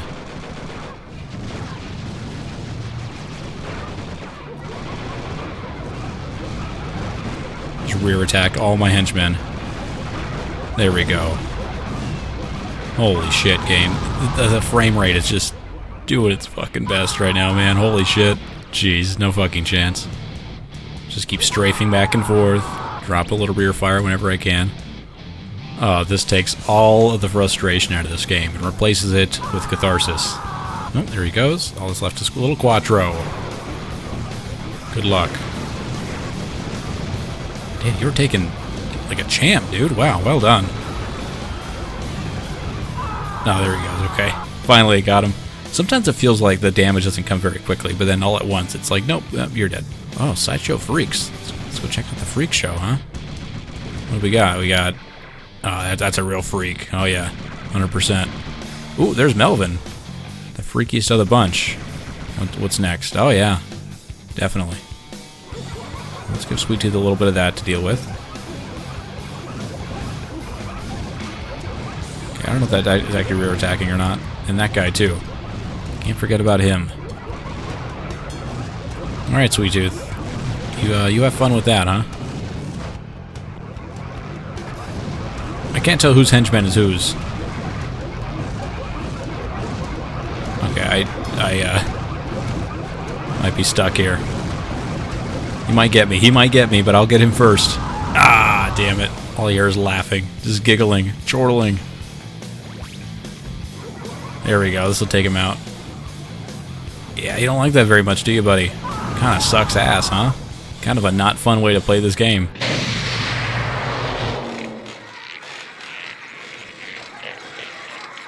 You've effortlessly defeated your rivals in our Twisted Metal tournament. With Sweet Tooth's good graces and permission, we offer you one wish for your heroic and triumphant deeds. Your wish has been granted, driver!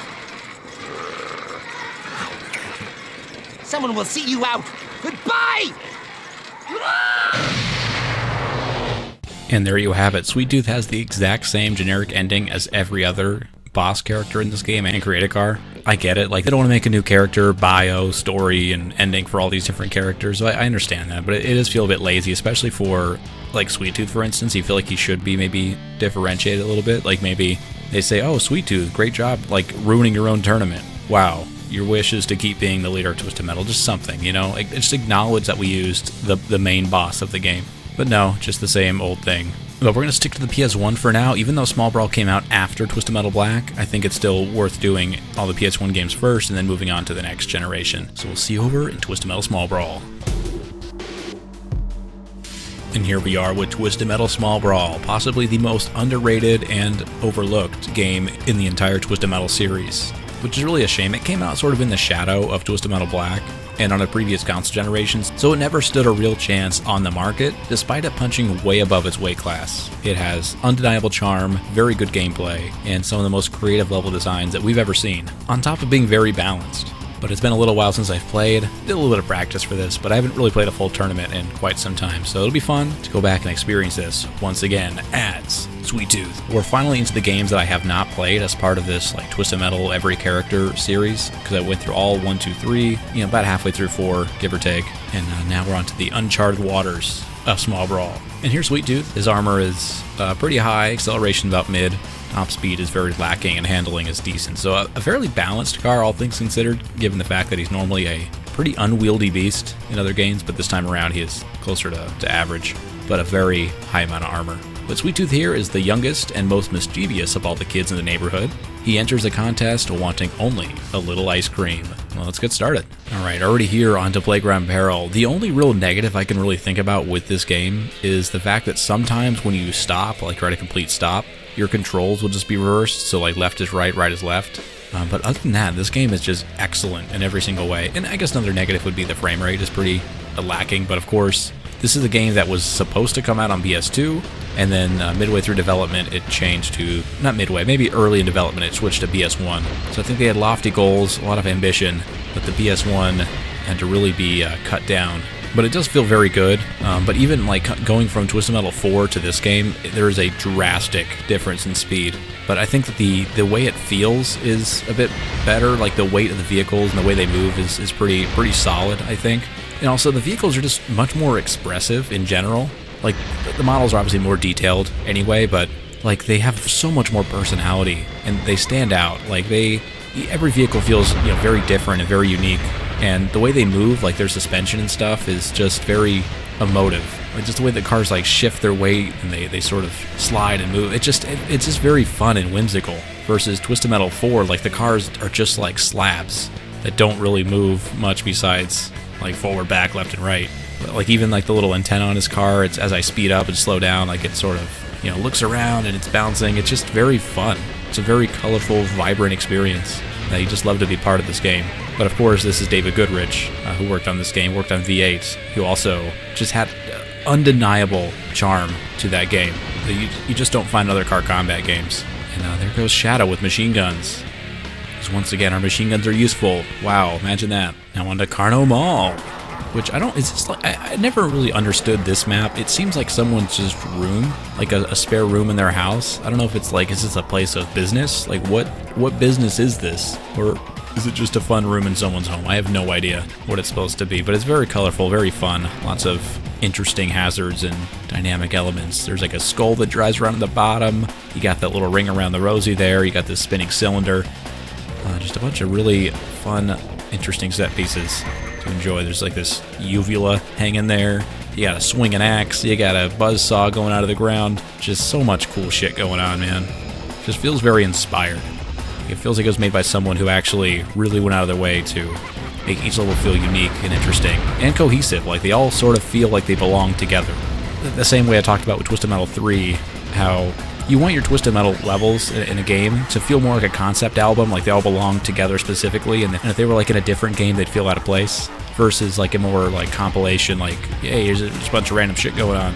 And this game definitely feels like a cohesive concept album. Come on, come up here. Get remote bomb, nerd. And I changed my weapon selection to be like text-based, but they like make everything like really abbreviated, so like all I see for fire is just FI. Like I would have liked to see like fully spelled out fire, because otherwise, like all a picture is a sign. Like it's supposed to signify something in less time than it would to have to describe everything from scratch. And so if you have to abbreviate it with letters, like you might as well just keep the pictures. So let's go back to the pictures. Here we go, much better. Trying to avoid getting slashed to death by this fucking spinning axe. And the spooky skeleton's supposed to open up this door for us so we can sneak in and grab a health, but I don't know if that's going to be possible. Dude. Oh god, the advanced attacks are failing me. Up, down, up, that's what it was. Thank god. Okay, he's taken care of, and we'll just get the fuck out of here. Come on. Spooky skeleton, no! Oh, he giveth and he taketh away. God damn it, I was like really trying to get away from Crimson Fury there. Instead I just ran right into a fucking spooky skeleton. Yeah, these just feel a lot more alive, these levels. Now, easy death oven. I know just what to do. I know just what's gonna happen here. That plumber, he's working real hard on that sink. So hard he's falling asleep inside. That's how you know he's working himself to the bone. And I recommend trying this at home. If you ever want to get the best possible work out of your plumber, this is how you do it. Right in the ass. And you'll blow a hole right in your counter, and inside is goodies. You'll never even know they were there until you make the plumber shoot fire out of his asshole. But once again, just some of the incredible level design of this game. Like it's juvenile, I suppose. Like it's a little silly that there's backwards controls. So I was trying to turn like into Shadow there, Thumper, to lay waste, but instead when you're stopped, sometimes your controls just completely flip. And then if you hold down the button, eventually it'll like switch back, and so you just turn the other way, and it's a little annoying. Supposedly there's a way to like reverse that back, or like just keep that from happening by changing the control scheme, but I've never gotten that to work. Okay, there he goes. And there's a bit more health on this map, thankfully. It requires me doing something very dangerous. Don't try this at home. Don't get inside of a microwave. So what happens is you'll get stuck, get cooked, and someone's gonna film it for content on TikTok or something. Come on, controls, keep it together. It's so jarring to have your controls just randomly invert on you.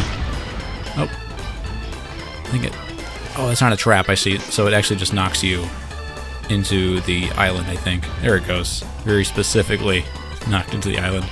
That's it. Like maybe another negative of this game is like the weapon pickups are not as plentiful as I would like. Like you end up having to, like they're so spread out, all these weapons, like you can cover a lot of ground without really seeing a whole lot.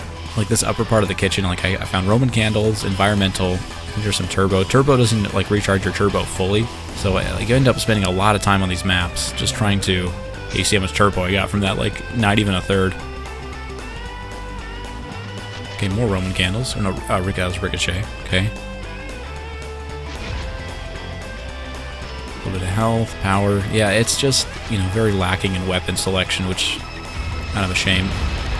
Which all it really does is just make you feel more punished when you miss. Meanwhile, the enemies don't have to worry about how much weapons they have at any given time, because they have unlimited. Oh, the sound effects in this game are just fucking brilliant. It sounds so good. Just, it's a Twisted Metal game where every single element serves to enhance and lift up the experience. And now Mini Golf Mayhem, which I think some people consider this to be the best, or at least among the best levels in the game. I don't know if I necessarily agree with that. I don't like the aesthetic of it, like the jungle sort of like ancient tribe things, whatever you call it. I don't know what the right terminology is for it. I just not really into it. But once again, very creative. I mean, this game is just a joy. It's a joy to be in. It's a joy to be part of. I'm sure it was a joy to make. And it almost makes you feel like, you know, and I'll feel this way with Twisted Metal Black. It's kind of like, how did we get this? Like, how did we, as a species, get this product out of a very cynical and derivative industry? We got two, like, back-to-back entries that could not be further apart in tone, in Black and Small Brawl, but also, like, are so different from what Twisted Metal is and has been throughout its series, that somehow they got the latitude to just really go nuts. Okay, this guy's fucking me up. We gotta go. Come on, Sweet Tooth. Time to run. I thought there'd be health up here, but I guess not. Like right at the top, I thought. Maybe if I knock the golf ball into the hole, maybe that'll give us a chance, but let's try it. Let's see. There we go. Oh, got a big bomb. Okay. Just so cool. It's even like a thing in this game. Like, it really rewards you for just, like, dicking around. Trying new things. Okay. Alright, buddy. Forgot how fucking powerful Darkseid is in this game. Like, he might as well be a boss character. He's so overpowered. Well, I guess my next target's gonna be Thumper. Get over here, buddy. What the... Wait, well, hold on. What did he just do? I don't know if I know about this one. What? Oh, he can drive into that and knocks you... Okay, that's crazy. I did not know that. I always assumed it was just, like, a solid, like, pipe there. You could just drive right through it, but, hey. Shows what I know. Lots of interesting shit going on with this game. And boy howdy, I wish the fucking controls would just stop going reversed when I'm slowing down. Like, I don't know why this doesn't affect more people. Like, it seems like it only affects me the most. It happens so often. Oh, damn, I killed him. Holy shit. Did not expect that. Fascinating. My controls just completely don't flip back to normal until like 3 or 4 seconds later. I mean, maybe it's just my playstyle or something, but this is a big problem for me. And it just isn't for other people, so it must just be a me thing. Alright, lots of good weapons. Trapper is probably the hardest fight in the game for me, also, because he just has a shitload of health. Just an absolutely astronomical, like, HP pool. And his little monkey bombs are also kind of tricky to deal with. Dude, oh, goddamn, I was hoping that fucking health wouldn't come back right just then. I was, like, trying to lure him away. But, yeah, dude, just kill me at this point. Fuck, man. I like the little top hat on the Sweet Tooth clown. That's pretty great. Alright, homing. Oh, what? Okay, I thought my freeze would go off. It did not. There it goes.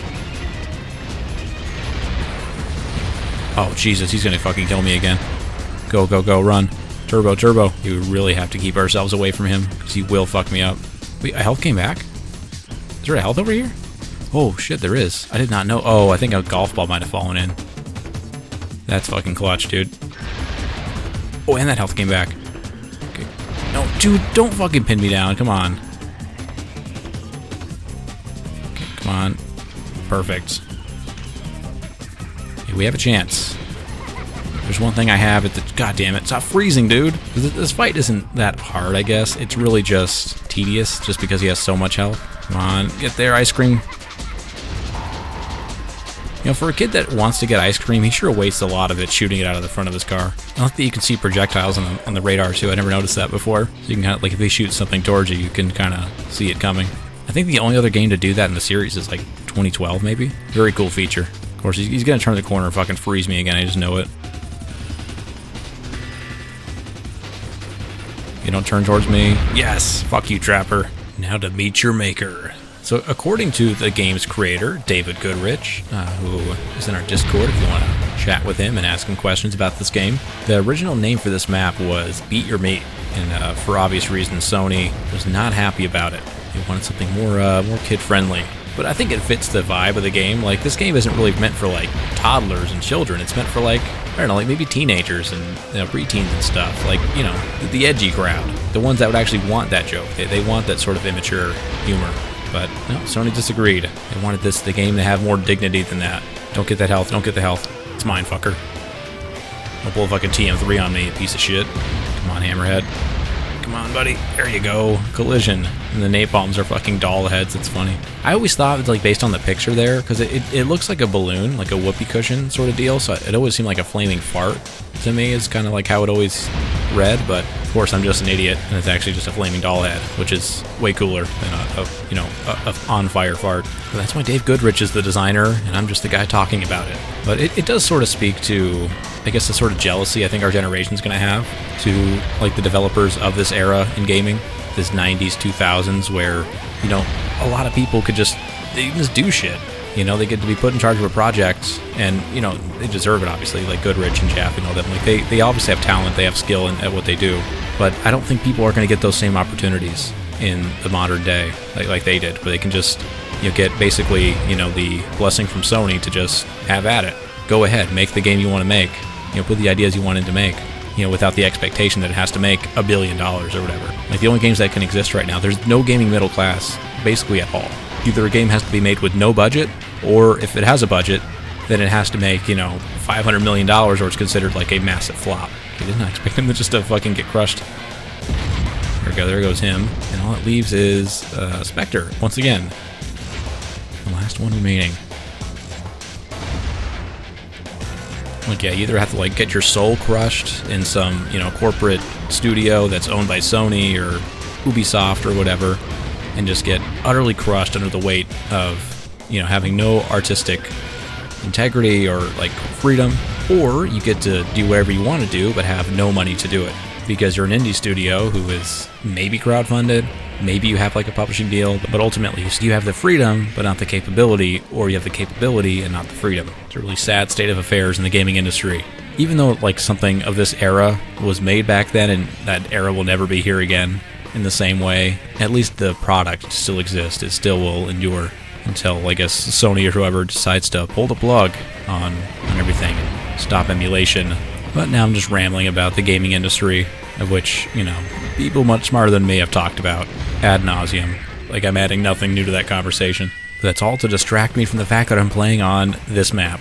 Fucking Gridiron Gore, the worst map in the game, and according to David Goodrich, who is a fantastic resource on all things Small Brawl and Vigilante 8, apparently this map was not his idea. It was the idea of Sony, who just insisted that there be a football stadium, and, like, one of the Sony producers or execs or whoever was involved in the creative process in this game, they said, hey, make sure there's this map in the game, and it's just like a flat rectangle with, you know, very minimal set pieces and details. Sort of like a Holland, but a little wider and not as many weapons. Because Holland's, like, what it had going for it was, yeah, it was chaotic and it was hard, but there were so many weapons and the enemies were so close together that it just made for very, very exciting gameplay. Where this, the enemies are so spread apart, there's very little weapons, and overall the speed of the vehicles is just not really there for this size of a map. David Goodrich did a very, very honorable job in making it more interesting, because whenever you do anything, you can hear the crowd chanting, like, defense, defense, when you use your shield, or if you get, like, a kill, or you do anything, like, noteworthy, you can hear, like, the crowd sort of doing their thing. Of course, there's a lawnmower. There's a very funny advertisement here. Sink your money into a great big hole. Canyon Financial. That's sort of that, like Twisted Metal Black-esque humor. Or, like, if you know from, like, some of the maps in Twisted Metal Black, there might be, like, a storefront with, like, the name AAA Beats, We Do Weddings. Just a very cynical, like, you know, like, who would advertise that, you know? But just that sort of, just that fun humor that Twisted Metal is known for. And of course, my favorite little tidbit about this level is over here, the score, Roadkill, which has 24 points to Tsunami's 0. So obviously Roadkill being a reference to the character. I don't know what Tsunami is. I'm not sure if that was supposed to be a reference or just a neat name. But I don't know who named their football team Roadkill. That seems much better names out there. But it's a fun reference. Really enjoy that. Should finish him off, I think. The little weapons that I have. There we go. And yeah, he's got a lot more left. It just killed me. Take me out, dude. Thank you. Great, now I have weapons. Thank God. And just like Twisted Metal Black, you do restart each level with full lives, which is very good. I think it's hard to understate how much that does for like how aggressive and how much fun you could have playing the game. Because like you can do the exact same thing by just putting in a level password every time you complete a level in like Twisted Metal 1, 2, 3, 4. But obviously that's just annoying. It's tedious. You know, so the fact that it's possible, you're just adding extra layers to it. Oh, he's got crushed, and so did I. Okay, he looks like he's asleep, but he fucking knows what he's doing.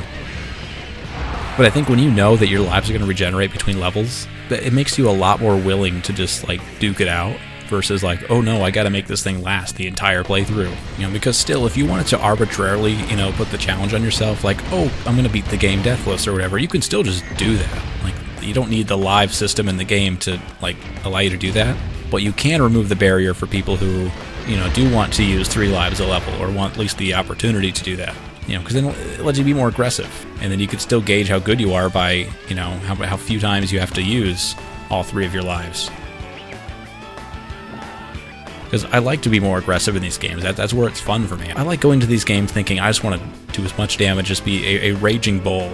You know, I don't want to be like a scalpel. I want to be a sledgehammer, the big tramp, sending me to safety.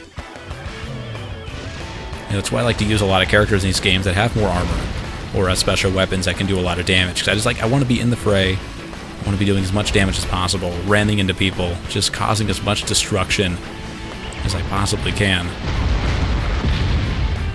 And Twisted Metal Black and Small Brawl in 2012, like they invite you to do it that way. 2012, like you only get the 1 life per level, but you have the garage system where you can grab a brand new vehicle as long as you can get to the garage, which I thought also, you know, you still have the risk reward because you're like, okay, if I get taken out, that's it, or I can disengage and then go find that garage system. Just different philosophies these games have, and that's just my opinion. I'm sure some people are like, they want the level system, they want people to be punished for sucking, and I just can't say I agree, but that's also, I have a biased opinion as someone who sucks ass. And we're down to 3. See what I can do with the firework environmental here. Oh, outlaw, buddy. Oh, he fucking dipped. Fell into the trampoline. Alright, Grim, follow me. Let's do this the fun way, huh? How about you fall into a great big trap door? Okay, maybe not. Oh, nice, Rico. Alright, come on, ice cream. Where'd the ice cream go? It's supposed to bounce back to me. Why have you defied me? I'll keep you together, controls, come on. There we go, you're toast. Nothing, you got nothing, pal. All you have is a broken toy. Go get your mom to go buy you a new one, you fucking nerd. Dude, how has he not been? Oh, and he steals, but you didn't even need it, dude. You already had full health. Yeah, I didn't need it either, but fuck off. Oh my god, controls, come on, man. That's so goddamn annoying. To not know when your controls are just gonna get reversed. Because sometimes it does it, sometimes it doesn't. I don't know, it just does it when it feels like it. There we go. I think I got him first. Hey, congratulations, perfect. And here we are with the final level. I never noticed, actually, that there's like a glow-in-the-dark effect on Sweet Tooth here. That's fucking dope. Holy shit, was that always in the game? That's crazy, I never noticed that before. That's awesome. I've played this game a fair amount, like maybe not as much as the other games, but that's cool as hell. Oh, okay, there goes the cart. It's gonna open up the center stage. So hopefully that piecemeal can get out of the way before the cart comes. Oh, he blew it up first. Okay, great, the stage still went out. Beautiful. My issue here is that there's a lot of good weapons and health that spawns in there, and I don't want him to just take it right away, but I think he did. Oh, god damn it, it came in right. Okay, no, he didn't steal it yet, thank god. Weird that it didn't spawn in right away. Very strange. There we go. Get frozen. And not a bad start.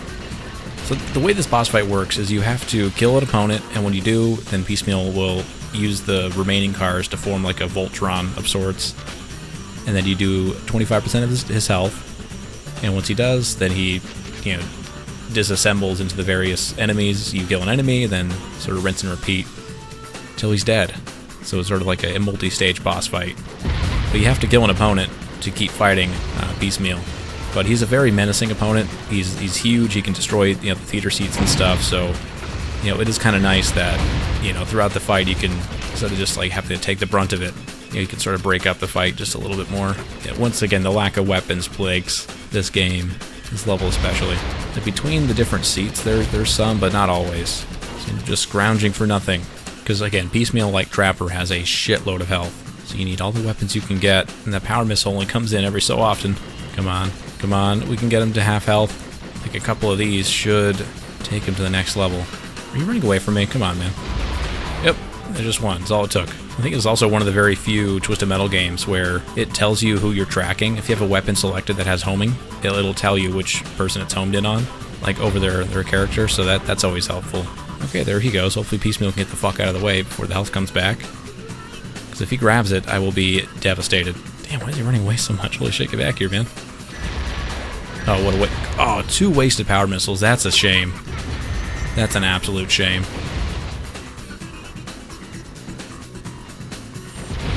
Okay, I deserve that one. After whiffing 2 power missiles, I fucking deserve that. I can take a little bit of punishment since I have that other health waiting for me. Come on, up, down, up. Thank you.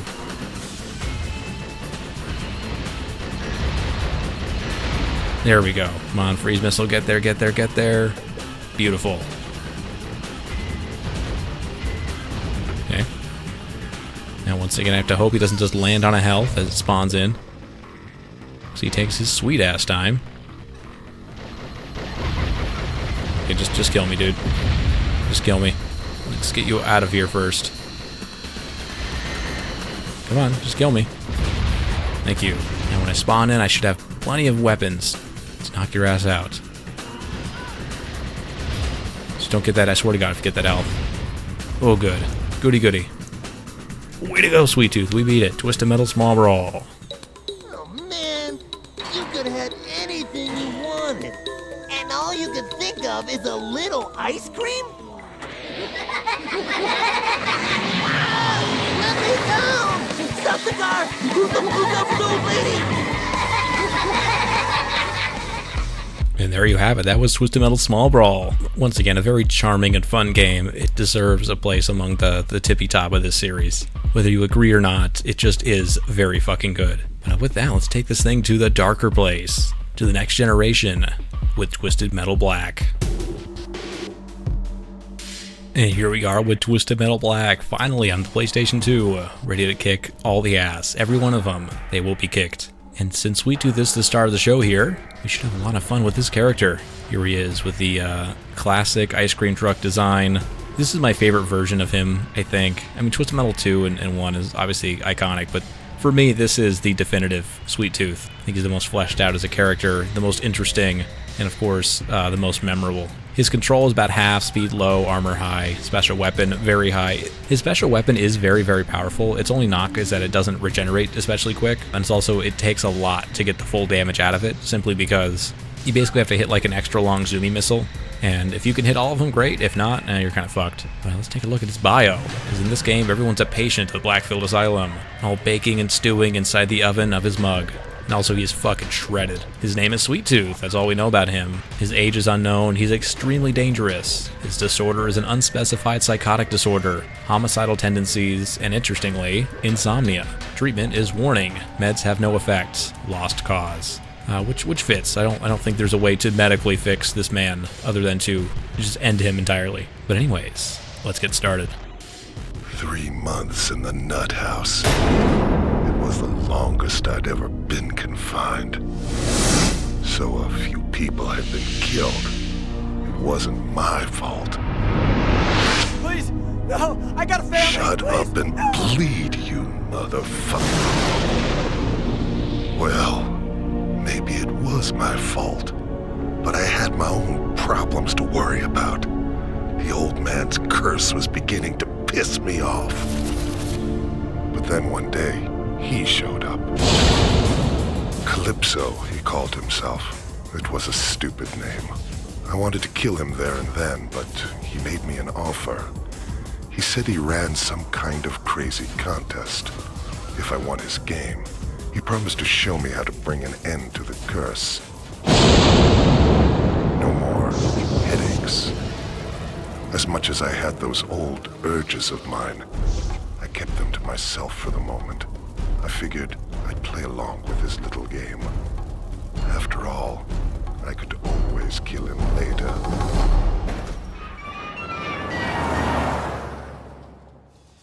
All you have to do to win is kill everyone I see?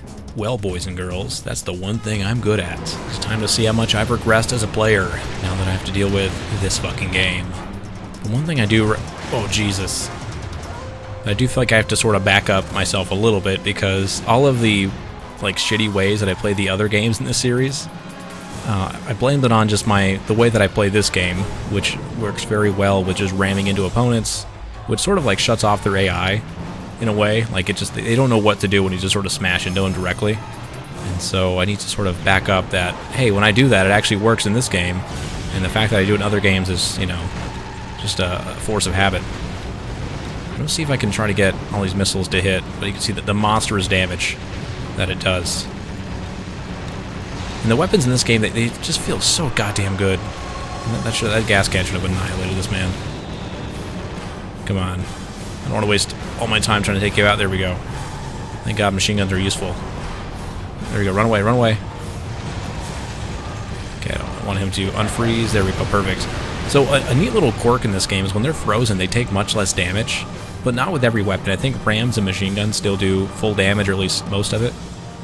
But with, like, special weapons for the most part, or utility weapons and stuff, they do, like, you know, a half, if not a third, of the damage they're supposed to do.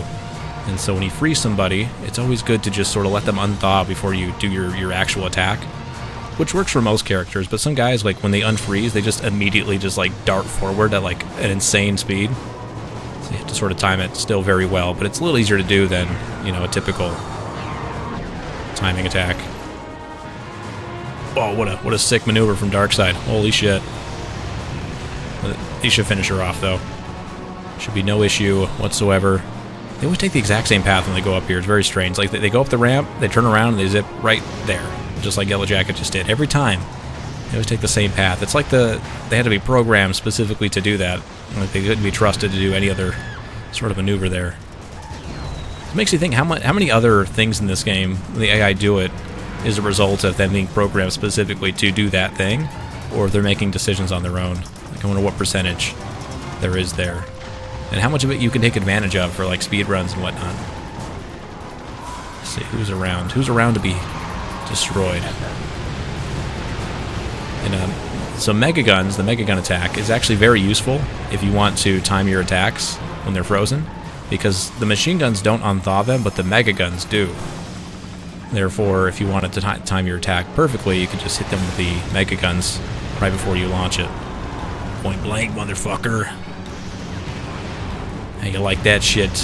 Roadkill, I know how dangerous you can be. So we're just gonna do that, and then unthaw, fucker.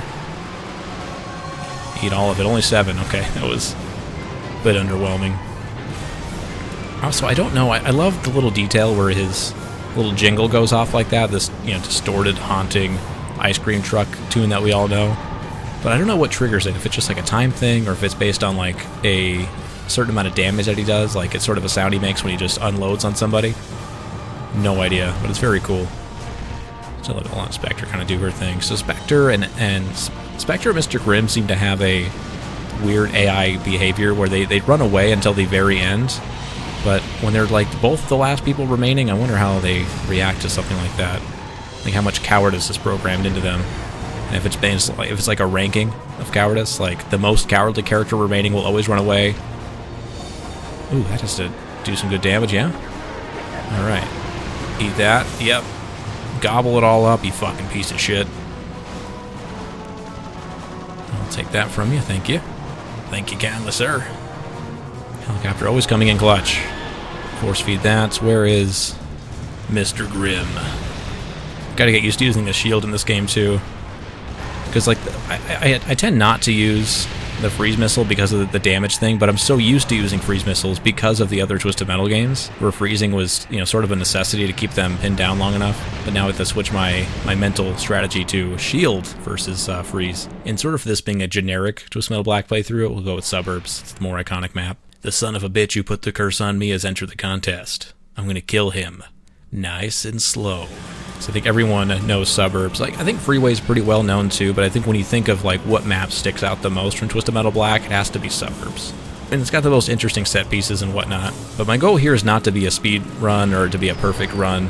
It's just to be a run that I hope it represents the experience that most people would have playing this game if they aren't like a god tier expert. Like, just the fun playthrough. Like, I'm not doing this to maximize damage output or to minimize like deaths or whatever. It's whatever way makes the most sense and most fun for me at any given time. So I think that's how most people play. They don't play to be perfect. They play to have fun. But of course, the better you do, you know, the more satisfying the gameplay is. You know, if you're making all kinds of weird decisions and fucking off, then oh, what a bank shot. Get wrecked. Holy shit. That's what we play this game for. That's what it's all about, baby. Okay, all right, let's get the satellite going. Oh, damn it. Sometimes the satellite sort of holds for a second, like it doesn't completely come down yet.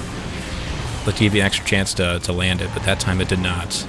Did not work in my favor, not one bit. God damn. There we go. He's a big target. You can't avoid all of them, can you? No, sir. And Azumi right afterwards. And only got him down halfway. God damn, you beefy fuck.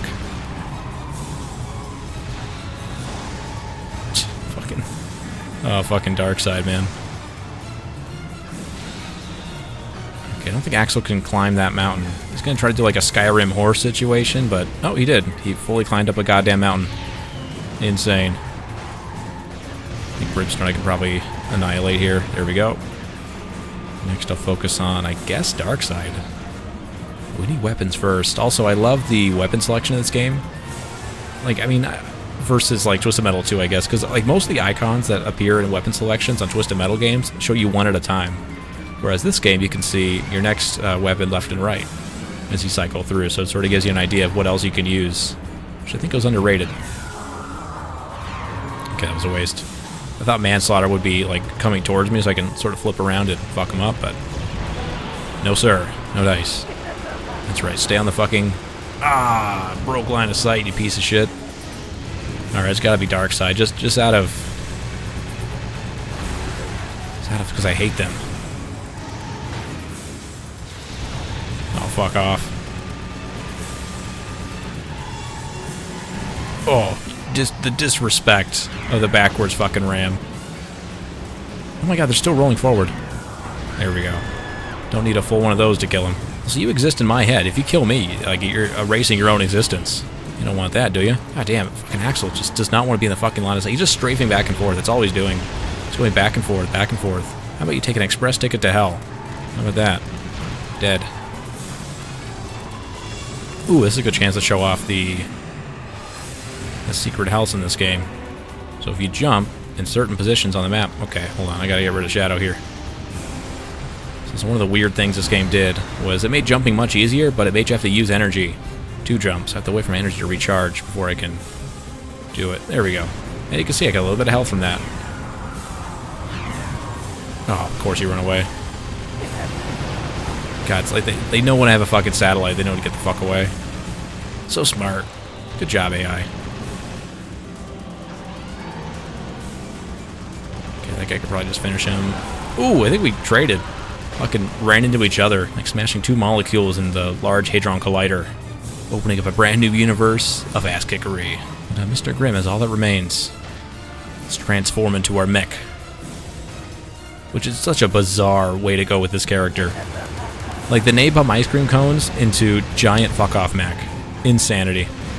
No idea how they came up with that shit. Just insane. Easy. Detonated. He'll go to downtown this time. That's the more recognizable map, I think, for most people. It isn't right. A man's head isn't meant to be set on fire. Not unless I'm the one holding the blowtorch. God, David Jaffe's really cooking when he came up with this guy. The handling is very heavy, but it's also very immediate. It's very arcadey. Like, you can accelerate and turn on a moment's notice, no matter who you are. Just, they're very zippy, but they feel good about it. Like, it just feels much more, I don't know, fun. Much more visceral than Twisted Metal 4's snappiness. Where it's like, this game, it's snappy but heavy, if that makes sense. Like, there's just real impact and real feel to all these cars. Oh, that should have fucking... There we go. Too easy. Alright, and I have an awful habit of just, whenever I see an enemy, to just trying to see what I can do when I need to, I think, get more weapons. So, I'm going to go away, although I can probably take out Manslaughter. That I do trust myself to do. because machine guns are ridiculously powerful in this game. But man, like the engine sounds just feel so good. All the sound effects in this game are just excellent altogether. Oh, Axel, poor man. Bad idea. Oh, you're just gonna sit there, huh? Dude, prepare to get fucking annihilated. Good lord. Yeah, I think treating this game like a war of attrition, I think, is, for me, the most satisfying way to play. Unless you really do care about, like, you know, not dying constantly. But I think saying, okay, how much, you know, how efficient can I be with each life, while also being like a drunk ape, just throwing fists everywhere. But sort of balancing that, I suppose. Just my outright clumsy aggression with, you know, some level of self-preservation. Okay, there's 3 opponents left. Who are the 3? I know Crazy 8. Oh, there's a little jingle for you fellas.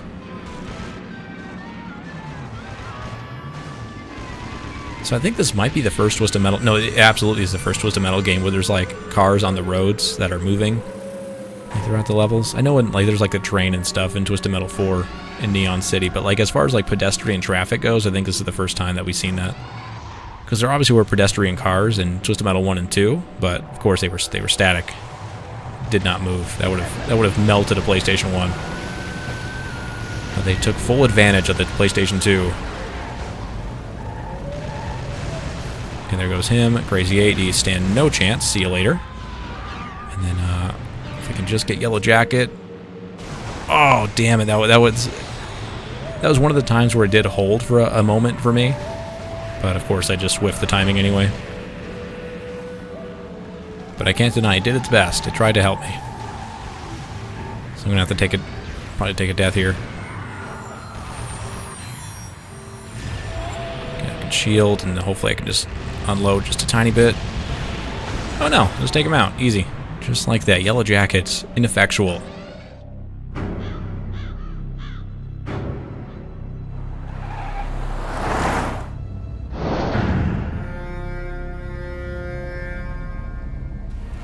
On to the first boss fight against Minion. This Joker won last year's contest, but I'm not afraid.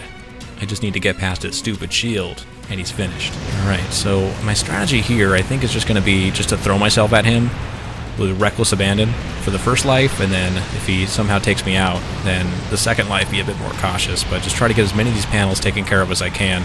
But of course, that back panel is going to be a real fucking pain. Oh, nice. Okay, we got it. Shield down. Fuck yeah. Okay, so now the shield's down. My goal, and just try to stock up on weapons for Prison Passage coming up next.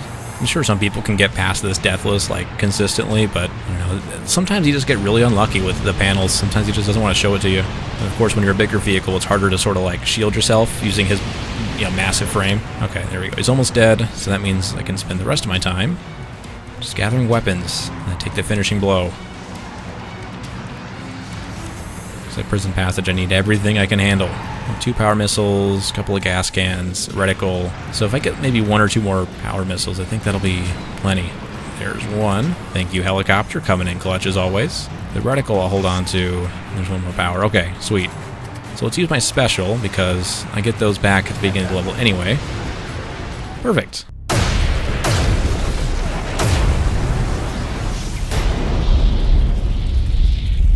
Was out like the dying heartbeat of a little girl. It was the first time in forever I hadn't felt the burning and the dreams. Boys and girls, those were some wonderful dreams. All my greatest achievements flashed before my eyes. The scale of what I'd done, the sheer volume of people I'd killed, it was breathtaking. But like all good things, it had to end sometime. When they captured me, the only thing I could think was, what a waste. All those people I hadn't killed yet. Come the night of my execution, there must have been over 1,000 people gathered outside to watch me fry. I was upset about that. There should have been more. I remember there was this preacher in the observation room. I figured he was just some Bible thumper wanting to save my soul. But as it turned out, the old man had something else in mind. As I fried, he started screaming out like the freak he was. He asked God to curse me, to burn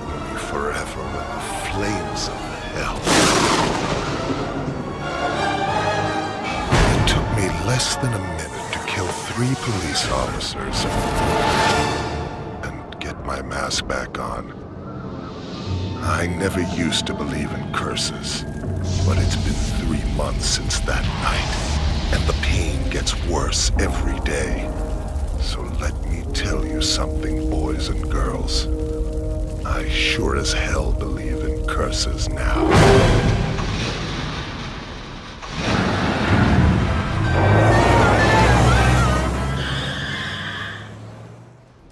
Damn preacher, pious bastard.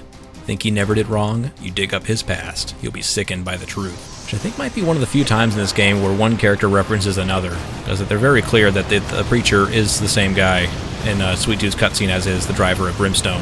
So I don't know, like, cause there's some reused assets, like in different stories, like the pre-horrific monster of Junkyard Dog is the guy that goes to Brimstone's church, like whose baby he does those things to.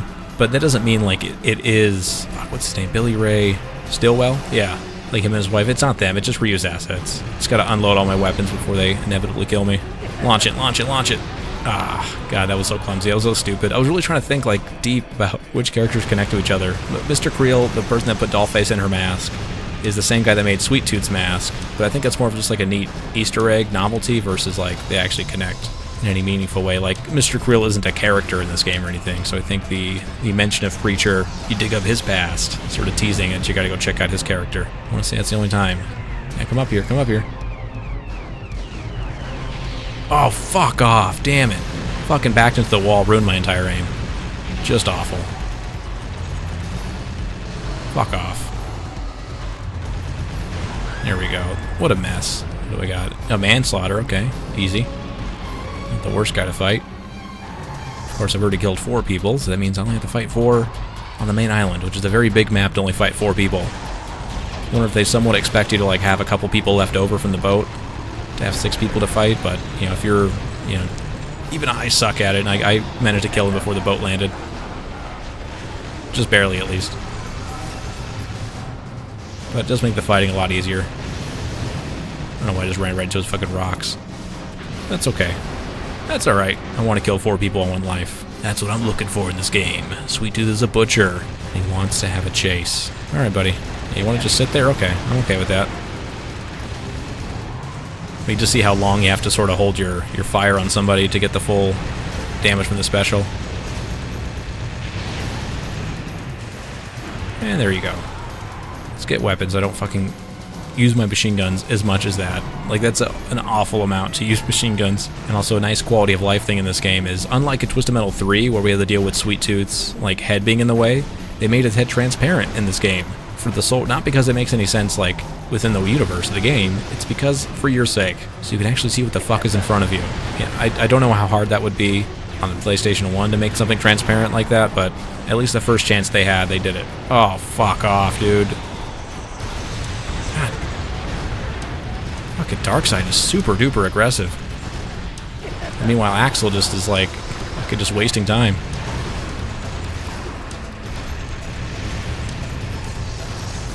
Okay, well, I'm very low. So we'll get some health and finish this off. Stop toying with my food. What? Oh, god damn it. Son of a bitch. God, I hate that his special just knocks you up in the air. I get that's like part of its use, but when he spams it that much, you're just like, he can't do anything. Alright. On the snowy roads. Very underrated map. I've seen a lot of people sort of like dish crap about this map, but I think it's pretty damn good. I mean, I think drive-in movie theater is... Maybe it is probably better, I suppose, but that doesn't make this one bad. I think people just, they heard all the shit people talked about drive-in for a while, that they just, I guess they tried to go the other way and say, no, actually, it's the better map, and therefore, Snowy Roads actually sucks. Like, I don't think you can, like, really honestly look at this map and say it's bad. I think it's pretty damn good. It's still close quarters, it's still exciting. Okay, let's get this fucking, I'm trying to get this secret health, man. So let's do this. Let's get the environmental going. As much of this shit as I can. Come on, open up. Clean restrooms my ass. No fucking way. Okay, environmental, it's 1. That's 2. Get out of here. Oh, they're all over there. Okay. Oh, someone fell off. Nice. Perfect. Like, if you time it just right, you can get it to where... Oh, shit, he's fucking charging that shit up. Please don't. Please don't. There we go. Perfect. Only 18. Which one did I fucking miss? Incredible. Yeah, there's still a handful of enemies over here, so... There you go. How's that?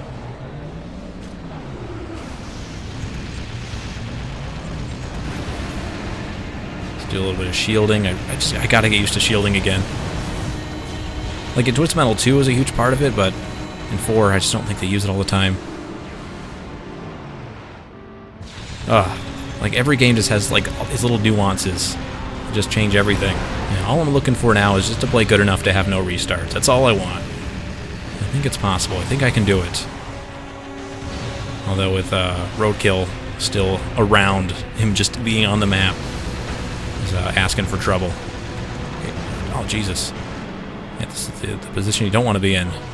Ooh, that was close. Almost fucking flew off the map. Goddamn. Okay, no, he's taken care of. Alright, Shadow and Axel. Okay, plenty of weapons. Should be more than enough to take these jabronis out.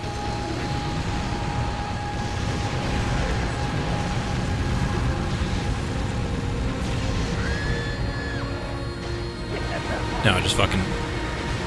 Come on, dude, get blasted. Alright. Sure, up here I can look down on a city that fears me. I can smell their fear, and to be quite honest, I love it. I wish the loading screen dialogue in this game was maybe a bit more insightful about each character and stuff. Like, it's just sort of flavor text for the most part. Like, it's neat. Like, not like every other game doesn't even have that at all, so I guess I shouldn't be complaining, but I don't know, like, does that add anything to his character, or is it just, like, extra seasoning on top of what's already there? Like, there are some, for instance, Spectre in this game, where her loading screen dialogue, at least a few of them, like, they really do give you, like, great insight on her character and her backstory and stuff, you know, or I think Billy Ray has a couple that are like that. Like, in Spectre's case, there's parts where she says, like, oh, you know, my dad always told me that, basically, like, women are useless unless they're pretty, sort of thing, which, you know, is fucked up, but, again, this game is, that's what this game is. Why did I do that? Why did I just run right into you, dude? Get out of my way. Leave me alone. I'm supposed to be the scary clown, get away. But I think that sort of little blurb about her character, it really informs you on why she is the way that she is. Versus, like, where Sweet Tooth just says, oh, he's looking down on the town that fears him. And to be quite honest, he loves their fear. It's like, I mean, I guess, like, I knew that already. That's not adding anything to this character. You know, if you said something like, you know, a bit of, if you have like a detail about his past life or something that just illuminates maybe why he is the way that he is, the way that, like, Spectre's does, that would be much more interesting, I think. But of course, you have some in this game that it's like they share it for Minion or Snowy Roads or whatever, like that level, where everyone has the exact same blurb. They're like, oh, this guy won last year's contest. If I can just get past his shield, I can beat him. It's like, yeah, no shit, dude. I mean, I get it. Like, you need, in those cases, I guess you sort of need to, like, prime players a little bit for what to expect. Oh, come on. How did you go fucking sideways, Brimstone? Like, fucking something launched him and just strafed. And Grim is really trying his best to stay out of the fight. The fight's coming to you, asshole. I wonder, so there's no secret health on this map. It makes me wonder if maybe... Okay, that was risky. That was really risky. I was wondering if maybe, like, the secret health on this map is, like, where the Wrecking Ball swings, and so the only way to get it is to put yourself in danger. But I think that's all the testing I'm willing to do. And the answer is no. Come on, Brimstone. So, I don't know, like, these characters are so fascinating in a way that most games in the series just don't have characters that invite that much level of speculation and thought, and I just wish that they maybe went a little bit more using the vehicle they've already used with the loading screens. Like, they decided to put those in and didn't take full advantage of them.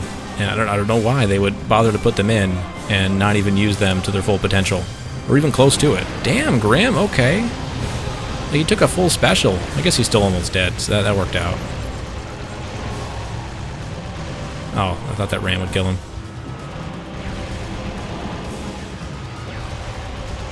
Oh, Yellow Jacket's almost done. Yeah, he's donezo.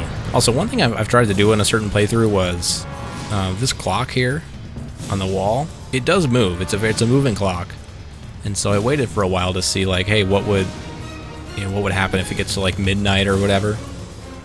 As far as I know, nothing. Nothing changes. I think I caught her a little bit with that. Okay, she's donezo. Grim, I don't know how you're the last person remaining. You should have died like an hour ago. I'm trying to hit him with like something cool. How about this? How about I freeze you? Oh, the freeze kill. I was gonna try to like push him off, but okay. Bro couldn't hang. Let's fucking clip through the wall. Great. Oh, there's still one guy left. My bad. Okay, I drove off thinking that was the end of the level, but it was not. There's still a roadkill running around. And there's a very real chance that he could just fucking annihilate me instantly. And there's a special weapon. I knew it was coming. Oh, what the fuck was that noise? So instead, we're just gonna bully him. Eat it, nerd. You're in violation of Midtown City Code 4432. Step out of your vehicle and surrender peacefully. Time's up. I recognize this freak. He used his little helicopter to capture me 3 months ago. Well, boys and girls, it's payback time. It very nearly ruined my run over on fucking skyscrapers, man. Like, if I'm glad I had another life just sitting there waiting for me. Otherwise, that would have been fucking awful. And, Warhawk should not be that difficult so long as I can just not get fucking clobbered. But the whole deal is just sitting in the middle, waiting for these guys to come to me. If they don't get fucking frozen constantly. There's one. This guy's gonna freeze me, I just know it. Yep, there he goes. You don't blow up the tanker yet. Hold on, keep it together. There you go. Alright, just one more. And if I need to, I can jump in the center. There's another free health there. There we go. Shield destroyed. And now I sit here waiting for him to sit on top of me. Sit on me, Dommy Mommy. Dude, he just ate my fucking special. God damn, like it hit him. It did damage, but good lord, that did fucking nothing. That is disappointing. My fucking machine gun does more, it feels like. Unless that was my machine gun. And not my missile. That's fascinating. Okay, well, that being said, shoot a fucking right into his gullet. The satellite doesn't work normally against him. I sort of have to, like, shoot it, because the satellite goes up in the air and then comes down. And so I have to sort of shoot it up into his belly. Like a direct point-blank fire. I think that did it. Yep, there he goes. Too easy.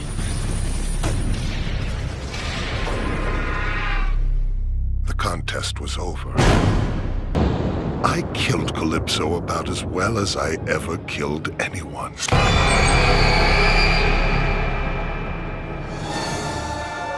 Now that I'm free, I'm going to be the greatest of all time.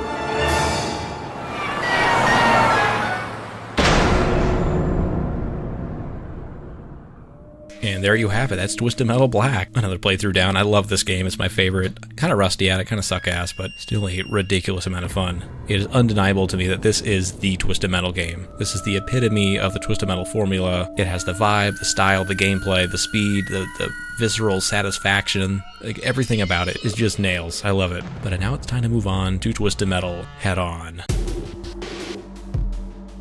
And here we are with Twisted Metal Head On. This will be an interesting one. I am playing this on the PS2 version, which is, in a lot of ways, the inferior version versus what's on PSP. But I do think it represents the game fairly well, at least for the purpose of this video. And just getting the PSP emulator set up and stuff is a lot more difficult, so this is just the easier way to play it for me. But in the future, I would like to try the PSP version a bit more. Now let's see how this game evolved the franchise even further beyond Twisted Metal Black. And of course, there's Sweet Tooth here, sort of being a mix between what he was in Twisted Metal 2 and Black, where he's a bit more cartoony, but still just as menacing and violent as he was in Twisted Metal Black in the previous game. About handling a 2, armor almost maxed out, special weapon about 6 out of 10, and very low speed. So again, just he can take a punch, he can dish out a punch, just don't expect him to move very fast. But age is also unknown. His height is 175 centimeters, weight is 84 kilograms, whatever the fuck that means in normal human terms. I think this port was based on the PAL version of the game for some reason. I have no idea why that's the case, and I think for that reason some of the audio is fucked up and whatnot, so very strange way to port a game. You wonder if it was on purpose. But taking a look at his bio, Needles is by far the most aggressive competitor Twisted Metal has ever known. He's competed in every Twisted Metal and has become known as the Insane Clown. He has become tired of this position as a simple competitor, and with his wish, hopes to take over Twisted Metal altogether. So basically, the plot of Twisted Metal 4, but made into something new, something quote-unquote good by the team over at Eat, Sleep, Play, or Incog, I suppose, made this game. Without the help of David Jaffe, we'll see what they did. We'll see how they took care of business. Anyways, let's get started. Welcome back to Twisted Metal. I am Calypso. The entire planet is your battleground. Your prize, one wish. Let the games begin!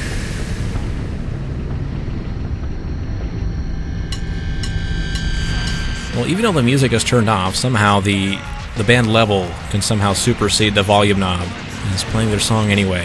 We have to stop them. It's going to take some cunning, it's going to take some skill, but I know just the thing. I'm a pyro expert. I'm Sweet Tooth, goddammit. Let's shut these guys up. Place a remote bomb right there. And there they go.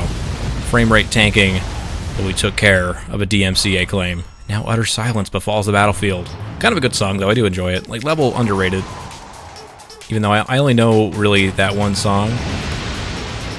But I think that they have more skill than their success would lead you to believe. I'm also playing this game on the medium difficulty, which means it might be overly easy, but hey, who cares? Who gives a shit? I'm here to have fun, goddammit. So I'm just gonna have to feed these guys all the missiles and shit I can find. It's also the first game in the series that I'm playing with the analog stick versus the D-pads. It's gonna take a bit to transition into.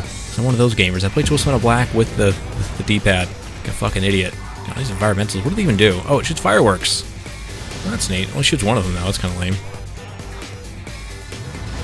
But my main objection, I suppose, to this game is just it lacks that personality and charm that Twisted Metal Black and 2 had. Like, it's functionally fine. Like, there's nothing wrong with it objectively. It just doesn't have that subjective part of it that makes you sort of, like, give a shit about Twisted Metal. Oh, that would have been nice if it fucking landed. It's a technically sound Twisted Metal, just lacking that pizzazz. And because it was a PSP game, I think that's why the difficulty is the way that it is. Because I think they expect it on a small screen for a most likely younger audience. They just assumed, okay, we gotta make this thing a bit more accessible. Can't make it such a fucking soul-crushing experience like it was on Twisted Metal 2, or Twisted Metal Black for that matter. But I don't think it makes it a bad thing. You know, I think it's fine the way it is. Oh, goddamn, I always forget that, like, the only health pickup that they get reliably is the one over here, and it's not because they mean to. They just happen to fucking jump over the bridge, and it's just there. Because the AI is very, very dumb in this game.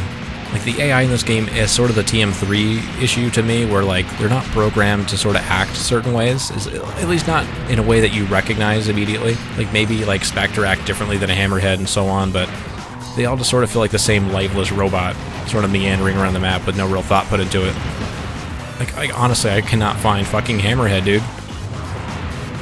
Bro has an unnatural ability to run away. There we go, frozen. And then the cool thing about the napalms in this game...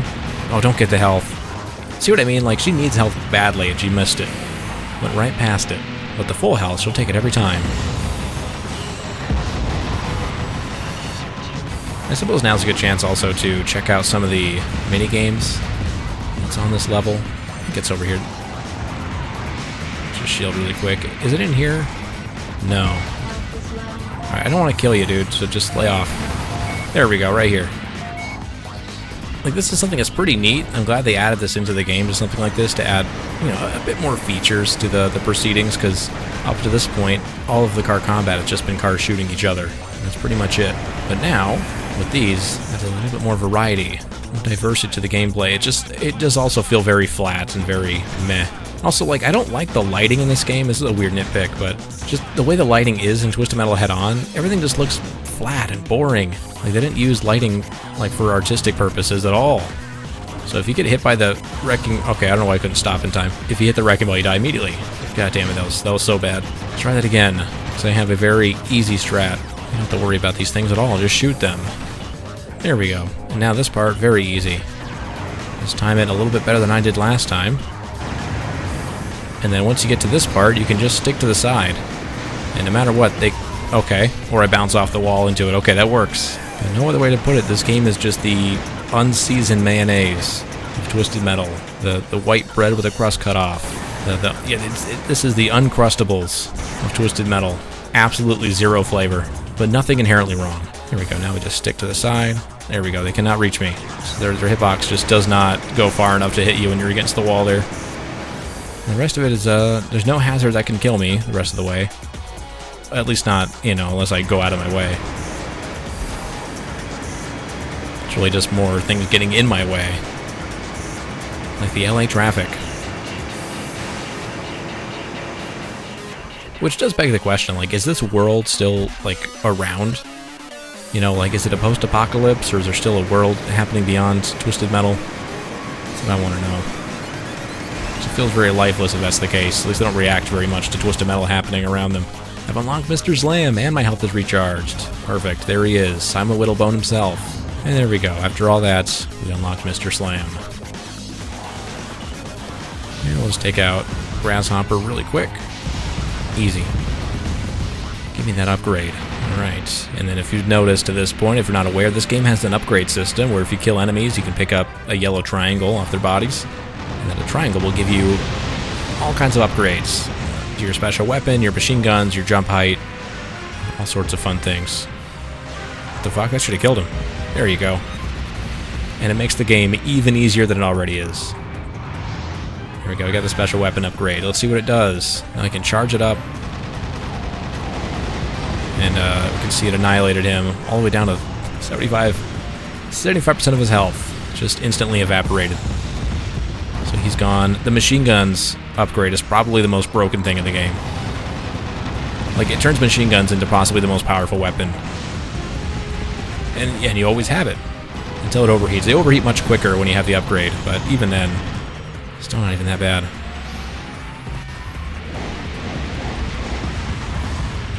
And there we go, just down to one enemy. Just makes cleaning up this game that much quicker. Ooh, but I don't want to miss out on the minigame. I skipped the minigame on the first level, simply because, fuck that one. It's a ramming minigame, but it doesn't seem to work all that well. I'm not sure if it's a PS2 port, or if it's just the way it is in general, but yeah, it's fucking rough. There we go. But I would say most people say this one is probably the worst of the series, or of the game. Because you have to use napalm to shoot these helicopters. And you can see how hard it is. You have to time it just perfectly, and you have zero depth perception. You have no ability to, like, see how far it's traveled when you're trying to hit something midair. So you end up just kind of dicking around for a while. Come on. Dude. Oh, this minigame. 30 seconds in. Not even past the first one. Oh, there we go. Finally. Jesus Christ. Well, gotta do that, what, 5 more times? Easier said than done, I suppose. There we go, that was easy. Yeah, once you get the first one, once you pop that cherry, you're all good. So a lot of the other ones are actually pretty easy to hit, I think. I think they, well, maybe not. Maybe I just say that, and then I miss all of them. Oh, this is just pitiful. Absolutely pitiful. Oh, nice. Point blanked him. Yeah, when they go higher up in the air, it's actually easier, believe it or not. Okay, making progress. I can probably maybe finish this under 2 minutes, but I gotta fucking destroy this guy. Nailed him. Easy. Hell yeah. We did it. We unlocked the secret bonus. So even that took me that long, I still got the bonus. Just how generous they got with this. Alright, well, let's go finish off, what was his Thumper? Twister. Miranda Watts. Nope, that's it. That's Paris. Spent more time on the fucking minigame than the actual gameplay. Time for Cousin Eddie.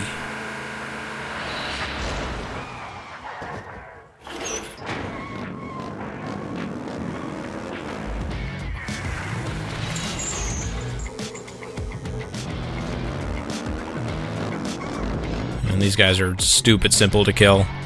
They get no health whatsoever. Machine guns alone is basically enough to take them out. And basically every enemy in this game feels like this guy. Just made of paper. The hardest part is just tracking him down. Come on, get over here, ATV. I mean, if one of you guys wants to fight, I'm okay with that. It would actually make things easier if you tried to fight me. Come on now. Okay, now we get to fight the real guy, the real boss.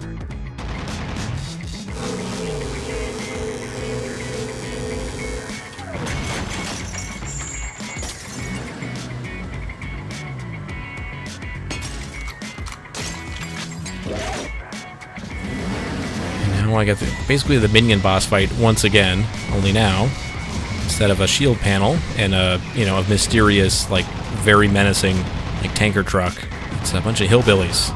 There we go. All that's left is the top.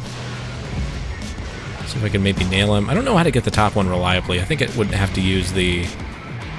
Oh, you know what? I could probably just hit with machine guns. Yep, that got him. Okay, well, that being said, I gotta go get some health. Perfect. Alright, Cousin Eddie. Get over here, you fat son of a bitch. Fucking Lenny from Of Mice and Men. Lenny or the other guy? One of the two.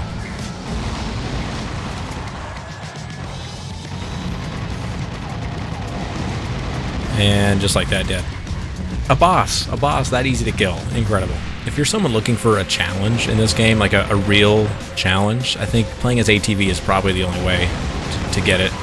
And I think if you want to add to that further, you can just say, hey, don't use upgrades. I think that'll give you a proper Twisted Metal experience, if not very frustrating. Because like the missiles in this game, they do so much damage. They track relentlessly. Like they do not miss. So as long as you have a weapon, you're almost guaranteed damage, unless like it's like a power missile or something where you could potentially. But like the bread and butter weapons of this game are so hard to actually miss with. Let's grab this before somebody else does. Thank you, Mr. Grimbo. Get over here, man. Easy. This is as casual as Twisted Metal could possibly be, I think. Because, like, for me, Small Brawl is casual Twisted Metal done right, and this feels like casual Twisted Metal not done right. I don't want to say wrong, but definitely not as right. Easily the best map in the game, or at least most detailed map. I don't know if it's the most fun. It's kind of too big for the amount of opponents that you end up fighting in this game. Like, for only 5 opponents to have a map like this massive, it's a bit overkill. But it's cool. It's cool nonetheless. I like how this fucking nuke goes off. Every time you get close to it, like, someone just has to have it available. Oh, no, you're not going to launch it? Okay. There it goes. So I don't know if it's just, like, automatic or if an enemy is actually, like, using it. No fucking clue. Oh, I thought that would kill her. There she goes. Oh, getting stuck. Ah, just playing with my food. That's what Sweet Tooth would want. And I'm not going to do this minigame more than once, maybe twice, but I want to just show off how fucking pitiful it is. So the Axle unlock minigame is here. Hello? What the fuck? It's right here, and it's like this top-down shooter where it's so fucking annoying because, like, you have to shoot these tanks, which is, whatever, you shoot tanks. But the shitty part about it is when they spawn in, half the time they're already shooting you, and you don't know where they're coming from. So without warning, you're just already taking damage. So you have to hope that you can sort of get out of their way before they can get to you. On top of that is ice physics. Okay. God damn it, stop it, stop it. So you have to just hope desperately that somehow you can make it through. Oh, I got lucky there. Like, so even when they're not shooting at you directly, because you don't know where they're coming from, you end up, like, trying to anticipate it, and then putting yourself in harm's way. But once you kind of get behind them, you can just keep that up. Oh, good. Okay, I think this might be the last tank. God, I hope it's the last one. No, don't take damage. Come on. Oh, machine gun overheated and a fucking minigame? Come on. Dude, minigun, come on. Oh, is that it? Oh, one more. Okay, that was it, thank God. Well, first try, somehow. Like, the one time that I'm not trying to do it, and just trying to show off how shitty it is the one time I fucking one-shot it. Wow. Well, there we go, we unlocked Axle. Incredible. I don't know how I did it. Yeah, there you go. You like that shit? Alright. Gonna finish this fucker off. God, those freeze missiles in this game are just relentless. You do not give up. No chance. Hey, Axel, I just unlocked it, buddy. Now I can use you whenever I want. Jeez. No threat at all in this game. On to Monaco. And there's a lot of levels in this game. You have Big Blue Stadium, LA, Paris. You go back to LA for Cousin Eddie, and then Roman Ruins. So that's 5. And then you have Russia, that's 6. Monaco 7. Transylvania 8. Tokyo Streets 9. Tokyo Rooftops 10. And then you go to back to Tokyo Streets for Darktooth. So yeah, there's a shitload of levels in this game. But I would say the overall tournament doesn't last all that long, just simply because it's so easy. So if you're gonna have that many levels, I think making them shorter is the way to go, versus like Twisted Metal 4 is like, nah, just make them all an hour long, who cares? So I think Twisted Metal Black, as difficult as it is, it goes by pretty quick. And I think a big part of that is because the enemies, like, they're not exactly like squishy by any means, but the pace of combat is so high that you can knock out 8 enemies pretty damn quick within like, 3-4 minutes, versus like a Twisted Metal 4 or 3, those firefights can just drag on and on, even though it's, way less opponents. So as far as like a violence efficiency of these games, I think the amount of people you can kill like per minute in Twisted Metal Black is much higher than the other games. On average, I'd say. Obviously there's people who are like gods at Twisted Metal 3 and 4, but I'd say for the majority of like casual players. Did he just drive into the sea? What was the reason for that? Doesn't have to be this way, Grim.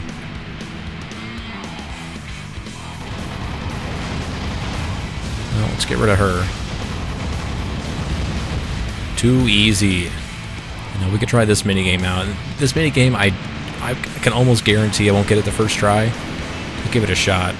And I will not try it again. I fucking hate this minigame. Like, the Russia one and the Monaco one are just unforgivable garbage.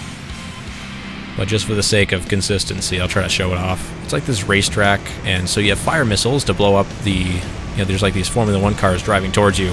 And so you're supposed to destroy a certain amount of them, and you have to do 2 laps. So I think you have to kill like, I think it's like 12 or something of them, and not die. So every time you take a hit, obviously it lowers your health. So I think you can take like 4 hits. So eventually, you just get to a point where you're trying to avoid everything.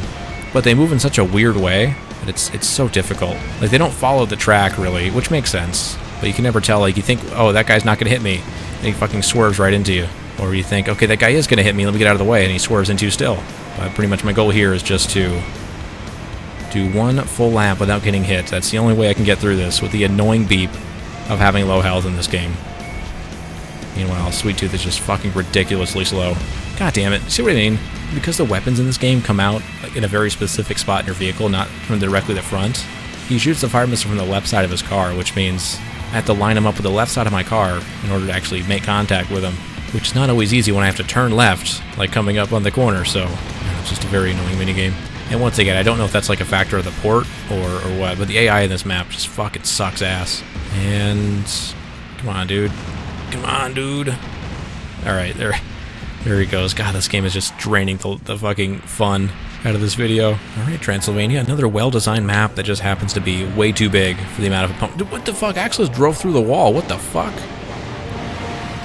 Can I do that? Hold on, let's try this. He drove like basically like here. No, okay. God damn it. It's a fucking glitchy ass game. This port is so bad. Oh, nice. He's gonna get crushed. Instant kill. Or did he? Oh no, he just teleported. Okay, of course. Of course he teleported. If I go in there, I die instantly, but for him, I just teleport. Who cares? That should finish him. There we go. Oh, this broken-ass game.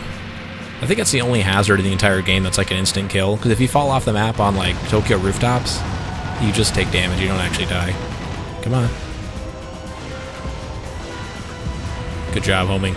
I guess I could go do the mini-game as well, where I go take on Axel. Axel the Magician, the man who somehow just fucking went through the walls. And once you get all the upgrades, you can still pick up those green triangles, but they won't give you extra upgrades, they'll just give you weapons. So at a certain point, you just stop picking them up. So right up here is the minigame, and it's just a platforming section. And it's a platforming section you don't actually have to steer. I can just only hit the accelerator, so I'm going to try to beat it without actually doing any amount of steering.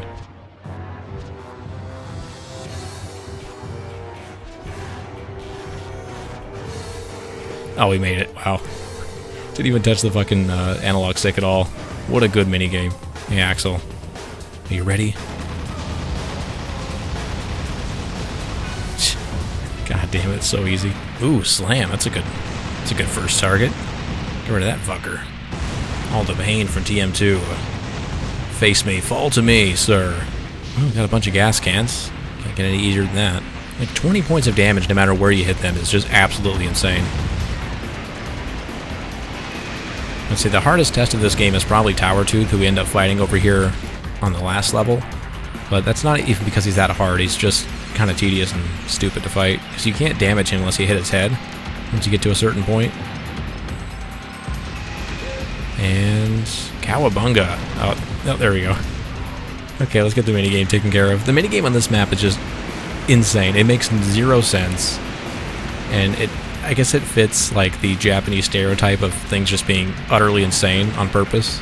But basically, you drive around this O-shaped tunnel, and you have to shoot these Sweet Tooth heads, and doing so will unlock the stars. Meanwhile, you have to avoid the little Sweet Tooths in their cars running around. That's pretty much it. Meanwhile, you're trying to avoid getting hit by the Ricos. It all makes sense, right? All tracks. Try it one more time just so you can kind of get a feel for it. So you have to shoot the Sweet Tooth heads with the power missile and then collect their star. So I tried to usually get the Sweet Tooths taken care of on one lap, and then the next time around grab the star. Making good progress here. Maybe we can take maybe one or two more hits. So that should be most, if not all, of the stars. Or clowns, and I can just pick up the stars now. Meanwhile, these Ricos are just fucking flying. Okay, so I have to survive one more lap around this fucked up ring. Oh god. So hard, man. Especially because you go around the corner blind, you're like, oh, is there going to be a fucking clown there? And the stupid little cars. I wonder what kind of cars those are. Like, I haven't really got a good look at those. They look like little... definitely polka dots. How much is clear? There we go. Easy. It's at least creative. We'll give it that. Nonsensical, sure. Creative, yes. And it's just me and old Shadow. Which, he gets his wish if I just, like, destroy his car, right? Like, because then he dies again. So, like, shouldn't he... Why is he even entering the tournament? And his whole wish is he wants to go back to sleep and rest. Just fucking pushing his car around. Oh, good. Alright, back on the rooftops. And of course here, when I fall off, I don't just die immediately. Which is like the whole danger of these rooftop levels, like the whole interest that they have is that if you fall off, you die. But when there's like a very reduced punishment for it, then what's even the point? Who cares? But I think the reason why they did it the way they did, like they would have made the danger more present, like falling off, but because the enemies fall off constantly, like their AI is just so poor that they drive off on their own just so consistently that they had to make it so it's not an instant kill. Okay, down to only 2 enemies again. 30 points of down. I don't know how I did that, but okay. But now we have a Tron race. Look at this minigame. Wow. And so you can like bump into them and it like knocks them off. The little bikes. I don't know why their legs are shaped that way. It's fucking gross. Oh, there's lots of commotion going on here. There's no way this is fair. But even at Sweet Tooth, like I'm going way faster than I really have any right to go. And I think as long as you don't like do anything incredibly stupid, I think you're pretty much guaranteed to win. And their only really defense against me is to like drop mines. But once I'm in front of them, that kind of goes away. There we go, he's dead. So I wonder if I take him out, I think that'll be all the racers like taken care of. So like, yeah, that's it, right? There's no more racers. And he's turned around or self-destruct, okay. Like, there's no threat now. Like, the other racers are done. They've died.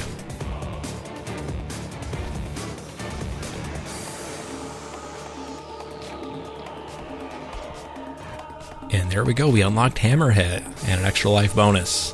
The only game in the series that gives you extra lives for doing things in-game is the only game that you really don't even need them. And there we go. Now we can finish off this level, face Dark Tooth. Get this fucking over with. Oh, come on, man. Okay, and then all that's left is Warthog.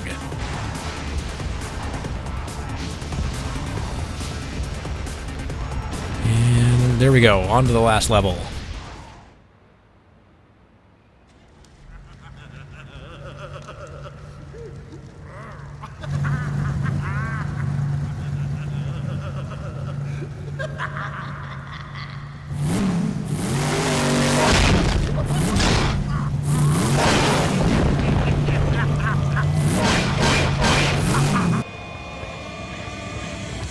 And the fact that Darktooth is driven by Needles Kane and Marcus Kane together makes no fucking sense in this game. Like, they never explain it. Why is he like the final boss in the tournament? When right now, I'm currently Needles Kane. So I'm fighting myself right now, I guess. Along with Roadkill's driver, but I don't know. Either way, it's just the game. They have 16 power missiles. Holy fuck, dude. That's way overkill. Anyway, that was the final boss, just destroyed. Or at least one of them. Now there's a second one. Mr. Towertooth.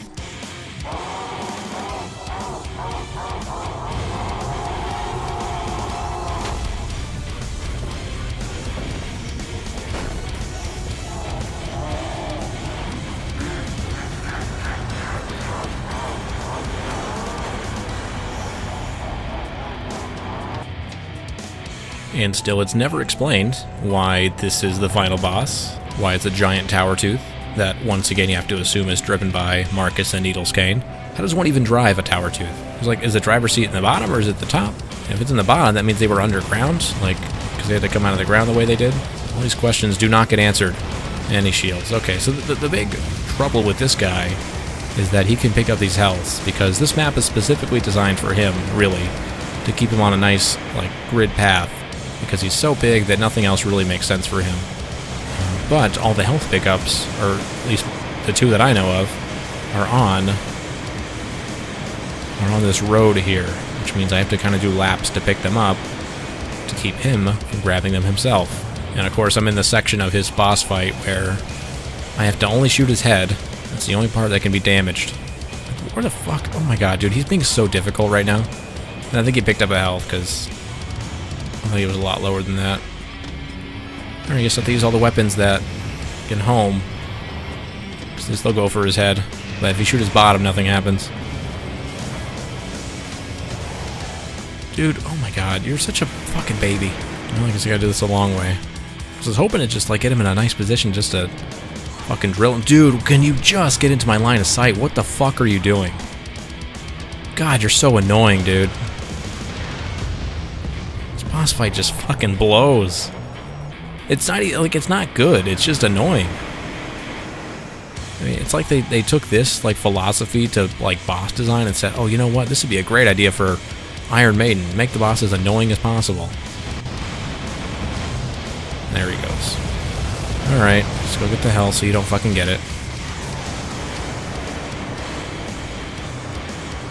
And Warhawk kind of felt this way too, where they had a boss character who, like, your normal weapons could not hit them. Like your power missiles, if you're going to be using a scythe, or, like, through conventional means you cannot do damage unless you use very specific weapons, or you cheese it. Like, if you fight Warhawk the way I think they intended you to fight, which is to, like, maneuver around that arena, there's no fucking way you're gonna beat it. Like, using, like, normal weapons. Damn, that was 20 points of damage. God damn. Oh, this should finish him off, I think.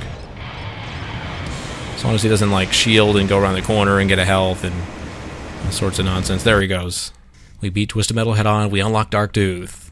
Yay.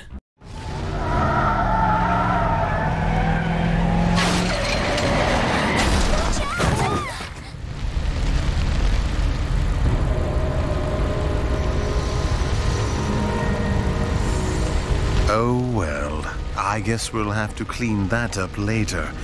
Now then, about your prize, Needles Kane, what is your wish? You know, Calypso, I've been looking at this face for a long time. I think it's time for a change. That's your wish? You want a facelift? Not quite. We've been doing this a long time, haven't we? You hold a twisted metal, I kill and destroy for you. I make a wish, you continue to sit on your throne, surrounded by your guards and women. I think you've had enough fun for a while. Nobody makes you compete, Needles. Right, of course not. Not at all. Make your wish and claim your prize already. I have things to do that don't involve you. Okay, pal of mine. I wish that you become me, and I become you. Are you insane? I won't grant that wish. I don't think you have a choice, Sunshine. You see, what I say goes.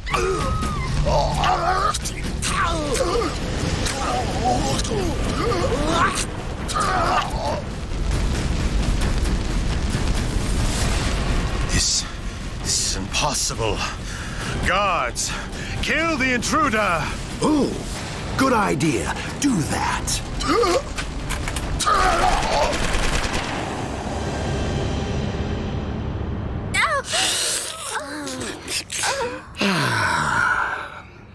Looks like we've got 2 bodies to clean up now. Guards?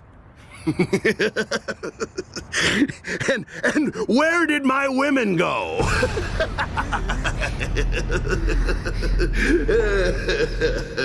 And as a bonus, on this Twisted Metal Head-On Extra Twisted Edition, we have access to the lost levels of Twisted Metal Black's sequel, Harbor City, as curated and presented by David Jaffe.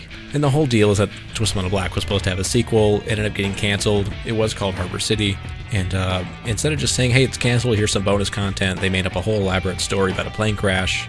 It's very dumb, very creepypasta-esque. Hey, it's Twisted Metal. When is it not fucked up? But that being said, we can check out the official lost content of Twisted Metal Black Part 2.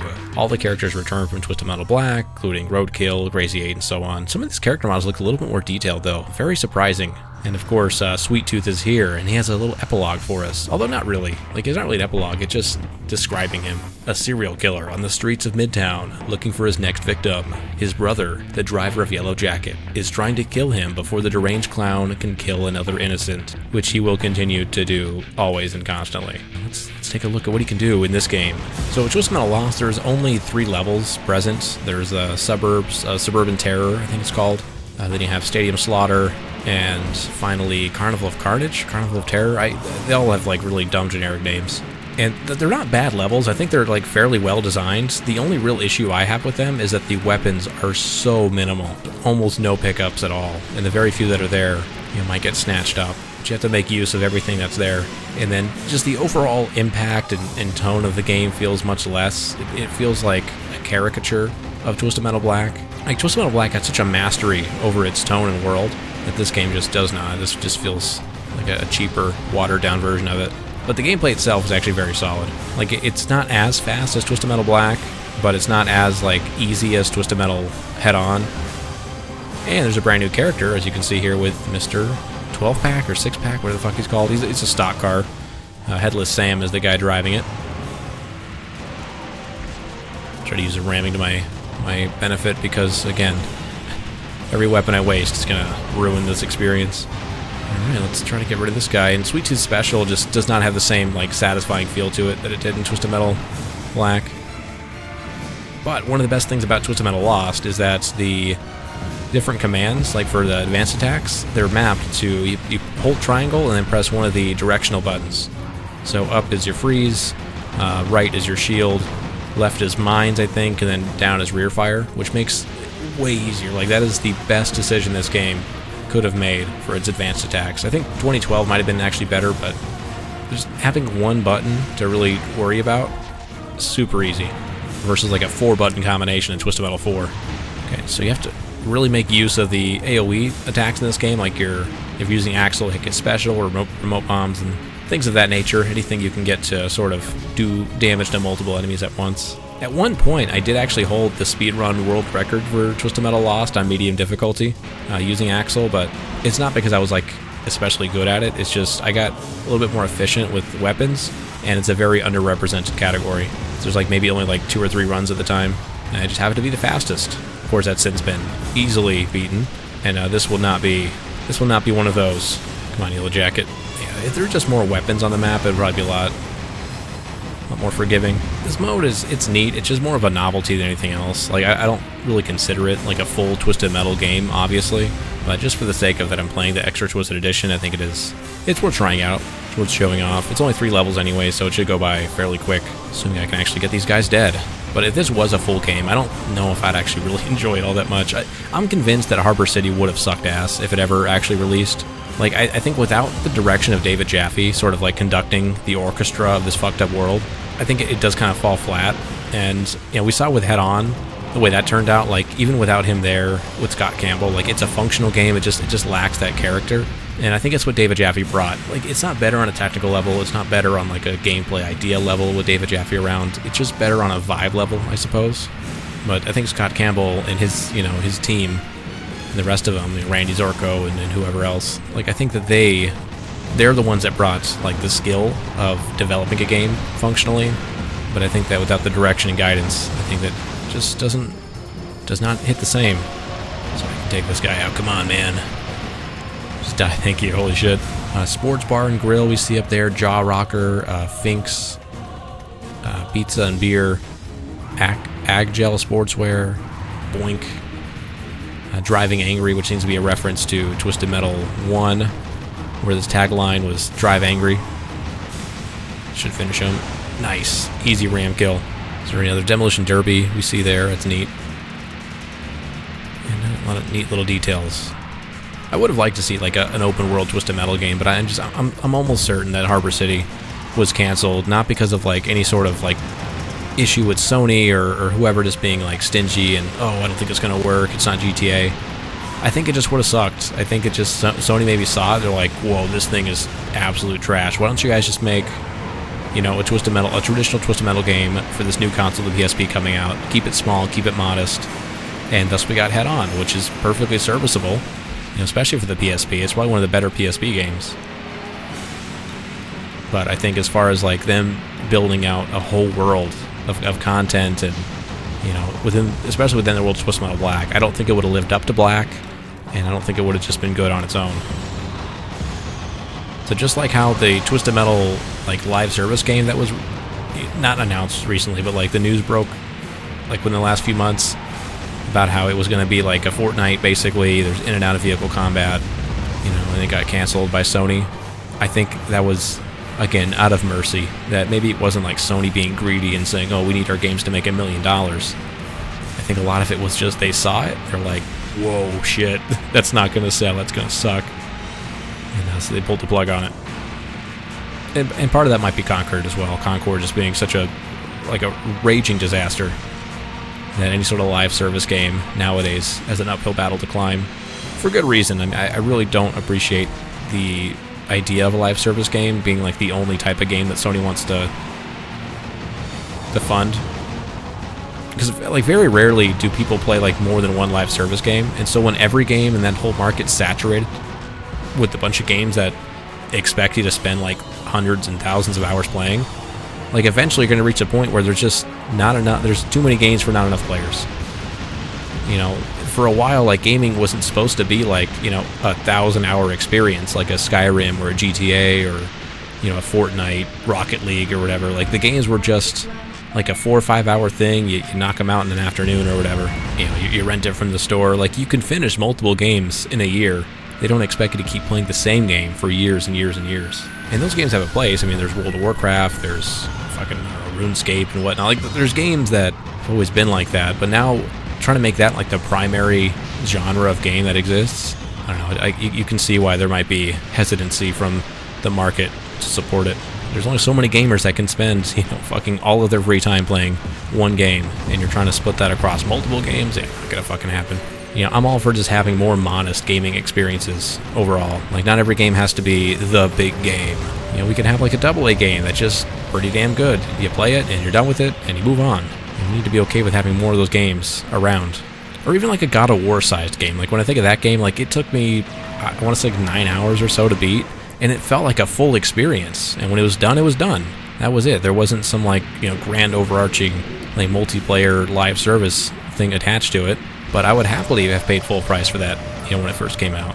Like, the quality of the time spent is as important, if not more, than the amount of time. Like, obviously, if you have, like, you know, the best experience in gaming ever, but it's, you know, a 30-second, like, demo, okay, obviously you're not going to spend, like, full price on that.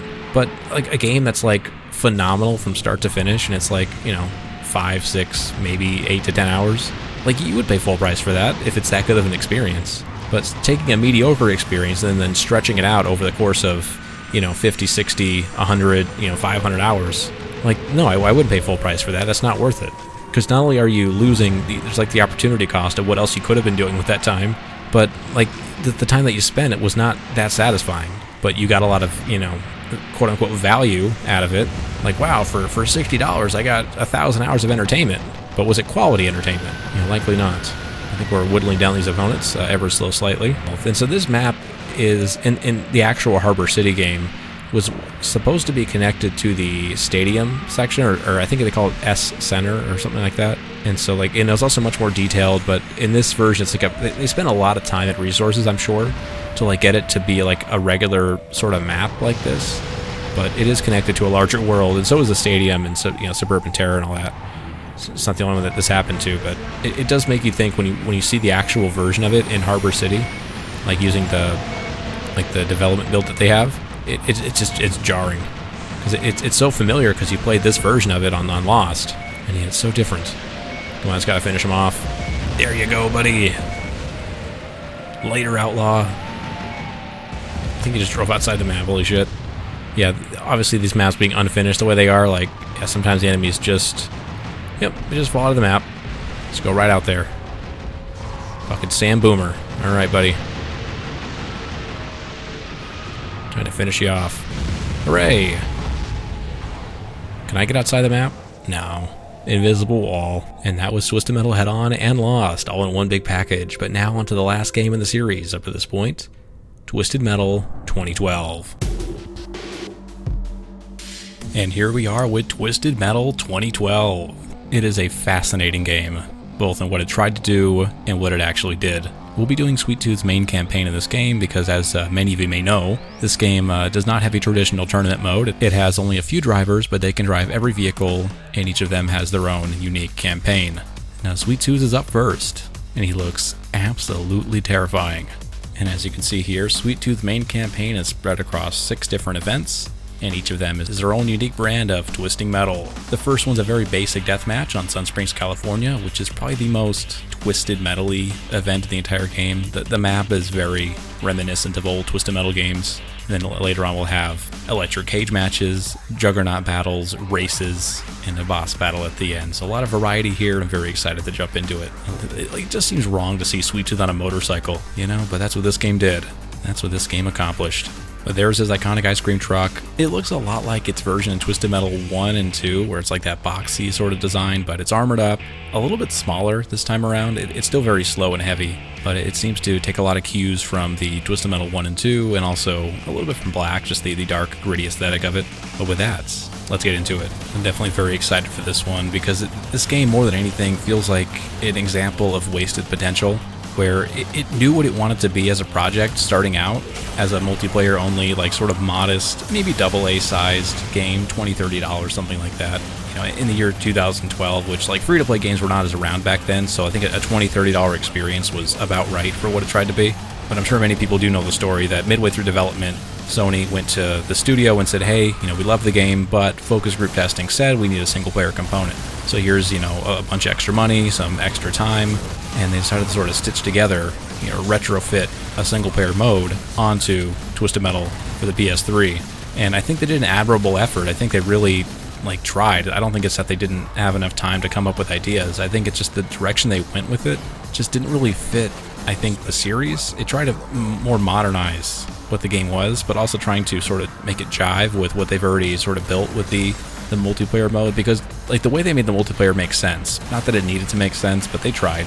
But there's different factions, different gangs that are run by Sweet Tooth, the Dolls with Dollface, the Holy Men with Preacher, and then of course Skulls with Grim. So the 4 main drivers of this game each ran their own faction, and those would make up the teams of the multiplayer.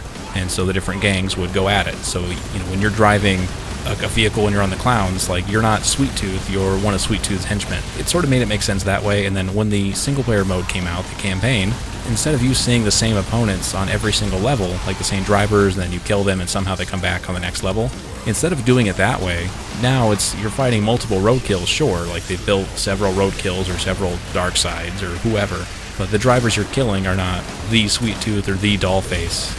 It's just their henchmen. In this case, I'm fighting the Skulls.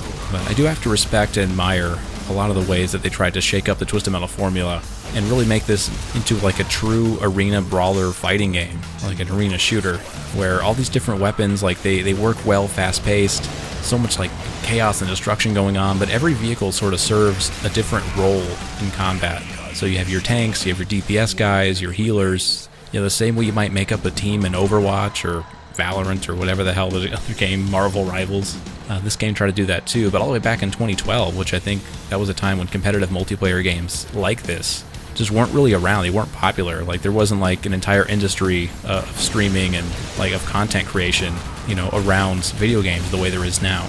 At least not multiplayer games. So it was almost ahead of its time there, but I think behind its time on the single player component. And that was the first event, done and dusted. Now on to another deathmatch, this time on the Coliseum, which is this game's version of the Moscow map from Twisted Metal 2. And now this is Black Rock Stadium, which I think some people would say it's their favorite map, or at least they say it's one of the best maps in the game. I don't know if I necessarily agree with that. I do not like this map really at all. I mean, I don't think it's that fun to look at. It's kind of boring and plain to me. I mean, there's a lot of lights and moving parts and stuff, but I think as far as like it being an iconic, like fun aesthetic, it's not that to me. But more than that, I think the layout itself is just absolute fucking garbage, because it's so hard to navigate, it's so obnoxious, and like to get to like, the upper level if you're on the lower level and all that, like it's just so hard to maneuver. Although the platforms move up and down, they block your way. If you want to get to the center section of the map, you have to like go to a very specific ramp or find a way to the edge of the map and use a bridge, a very narrow bridge at that. It's just not fun. I don't like fighting down in the bottom part. It's a map that really tries to do a whole lot, but the execution to me is just not quite there, which I hate to say. But Sweet Tooth should make this into a very trivial event, because he has so much goddamn armor. His special weapon is ridiculously powerful, and so I shouldn't really have too much trouble. Oh, come on, Junkyard Dog. You just die, dude. Shouldn't have too much trouble. But I do think that the combat in this game is probably the most detailed and rich and complex of any of the games in the series, and in a lot of ways the most satisfying. But it is just fucking so good. It feels so good to play this game, and you can just tell that every weapon, every vehicle, every situation, like it's all very intentional. Where I think with Twisted Metal Black, like it's also a very deep and rewarding gameplay experience. But I think a lot of what is rewarding about it was not necessarily like intended by the developers. It just sort of happened to be that way. But this game, like they really went out of their way to make it so. Even like the shotgun that I have here, like if you get a close range shot with it, which you would expect from a shotgun, you can do 40 damage, but if you get him in the windshield, you get an extra 20 damage on top of that, so 60 damage if you get a point blank. So it's a lot of risk and reward to this game. It feels like sort of the mantra that this game was developed with. It's just risk and reward. Putting yourselves in situations where you're trying to get the most out of it. Do you want to risk more for the reward of more damage or more potential? Also, I like that the drivers, when you destroy the vehicles, the drivers and gunners, they like exit a vehicle on fire, you can run them over and get bonuses. So hitting the gunner gives you a random weapon, hitting the driver will give you a little bit of health back, which is a sort of an expansion on what Twisted Metal Black did. Sort of hidden mechanic where if you run over the drivers in Black, you get a little bit of health, but it never gives you like a prompt that you're getting the bonus. You get like the health sound, like the choir sound, whatever. So if I could take out Outlaw. But there's no like on-screen notification. But this game, it's very in your face about getting that bonus. I don't know, just a lot of great ideas in this game that have sort of a mixed bag of execution. Alright, one enemy remains. Oh, I can show off what Sweet Tooth is in this game, which is fucking bonkers. But he can fly. Look at this. It's a flying goddamn bot. That's crazy. How do they come up with this? So once again, like some of the interesting stuff that Twisted Metal Black did, they made it even bigger, even badder. I forget how to... Oh, there we go. Now I'm flying. Which seems to be an even more overpowered aspect of this guy's character. Let's see, what does the head do? I don't usually use the head as like a damage dealer in this game. I usually just fly around with him. There we go. Super easy. Well, we got only a silver medal that time around. We get medals based on the amount of time it takes us to complete the mission, so not that good that time. And now, the first sort of gimmicky event in the game, the electric cage match. So it's essentially just a death match with extra steps. It's one of my favorite maps in this game, Metro Square. And it kind of sucks that like I think it's 2 times there's electric cage in this game. It might be 3 times, but Like, the 2 times I can think of with Electric Cage, which is Metro Square and then Thrills and Spills, are the 2 maps that, like, are the most exquisitely detailed in the entire game. Like, the ones that you want to be able to explore freely are the ones that they're like, no, stay inside this cage. Oh my god, I didn't fucking expect that. I fucking just nuked at Warthog. I guess, like, his belly when he's up in the air, like, again, risk and reward, right? So when he's using his special weapon, like, he has the most armor in the game, but his special weapon forces him to kind of get on his hind legs and expose his belly. And if you were to shoot that belly, it does double damage. And so I just fucking point-blanked a shotgun into it, and just did a third of his health. Boom, gone, on top of the other nonsense I was doing. So that's where this game shines. It's just moments like that, where strategy and skill sort of combine into high-octane gameplay. Reaper requires very little strategy to take out. He's just so goddamn weak. Get rid of these guys. Only 2 opponents left. That's fucking nuts. But this game is also, like, really super generous with the amount of time you can be outside the cage. Like, the enemies all sort of combine into the cage. Like, that's to be expected. But you don't have to be inside of it really at all if you don't want to, because it gives you, like, I think, like, 2.5 minutes of grace period where you don't take damage outside the cage, but once you do, you only take a little bit of damage, and there's so much health on the outside of the map anyway that, like, there's almost no risk of, like, the electric cage really harming your experience, other than, you know, there's no enemies. Oh, fuck off. Just trying to ram the piss out of him. Just trying to gather some more weapons here. This Junkyard Dog's gonna be a beefy boy. He's gonna take a little bit more than some homing missiles to take out. Of course, there's the hell, they have 95 seconds to be outside the cage.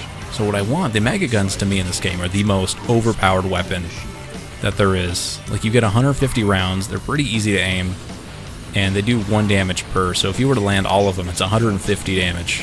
And that's just on top of whatever you're already shooting them with, because you can shoot them at the same time as your normal weapons, so it's just, there's no reason not to pick up Mega Guns when they pop up. I would say when you're doing, like, the Juggernaut battles and stuff, like, Mega Guns are your best friend. Always. And Junkyard Dog is trying to escape, but he will not. How did he avoid my Laughing Ghost? Okay. He didn't avoid all of them. That's good. Oh, shit. I didn't know the Stalker Missile would blow up in your face if you don't use it. That's crazy. Okay. Dude, fucking lock on a Junkyard Dog, dude. Oh my god. Is he really, like, fucking hiding? Where I can't lock onto him? What the hell is this guy's problem? He's gonna sit right here. Of course, there's 2 stages to the remote bomb in this game. Or if you let it cook for long enough, you can do double damage. Hooray, 50 full damage. Shotgun to finish it off. And now onto the other gimmicky level of Sweet Tooth's campaign, the Juggernaut Deathmatch on Watkins Harbor, which this map, more than any other, maybe Diesel City, feels like it's lifted straight out of what would have been Harbor City. Like, this map looks like it fits the aesthetic, it fits the vibe, it even looks like one of the maps out of, what was in Twisted Metal Lost, Deathport, I think it was called.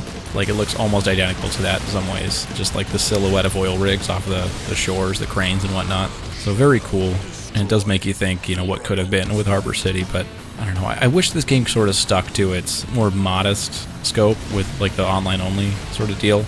Because, like, some of the ideas I've seen that this game had that I think had to get scrapped to focus on the multiplayer, on the single-player campaign, is, like, I mean, there's, like, the nuke mode and stuff, but I think the nuke mode in, like, the green light video that Jaffe posted, which is, like, a work-in-progress version of this game, it just looked like they had so many more, like, vibrant and cool ideas for what this game could have been that just did not make it into the final game. For example, the Race to Vegas mode, which uses the Diablo Pass map, where one team has to escort a Juggernaut across, like, the entirety of the map, because it's just one long road, basically. And you have to get there and to deliver the payload of nukes or whatever it's on the Juggernaut, and you can, like, destroy the bridge as you're going over it. You know, your team's objective is to protect it, the other team is to stop it. Shit like that is just fucking cool, man. Like, just give me cool new situations to use, like these combat mechanics, these vehicles. But in the final game, like, you got very basic modes. Like, nuke mode is, like, the most, I guess, like, creative one there is, and even then it's just capture the flag with extra steps.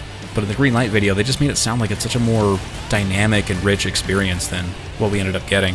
And I never got to play nuke mode in the multiplayer, because of course the servers shut down years ago, but even when the game first came out, the servers were just absolute garbage. They barely worked. But I never got like a full game of nuke mode going, because there just wasn't enough players and stable enough servers to handle it. And of course now the only way to play is through X-Link Kai, and good luck finding enough people to do that to support a nuke mode.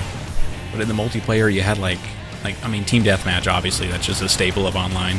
But there was, like, Last Man Standing, which is like an elimination sort of mode. There's, like, Team Hunted, which is like a, you have one car that's marked, and if you get kills as that person or kill that person, you get points. Like super duper basic modes, like shit that was around for, like, I don't know, fucking Quake, or whatever other, like, primitive, like, first-person shooter online multiplayer games there are.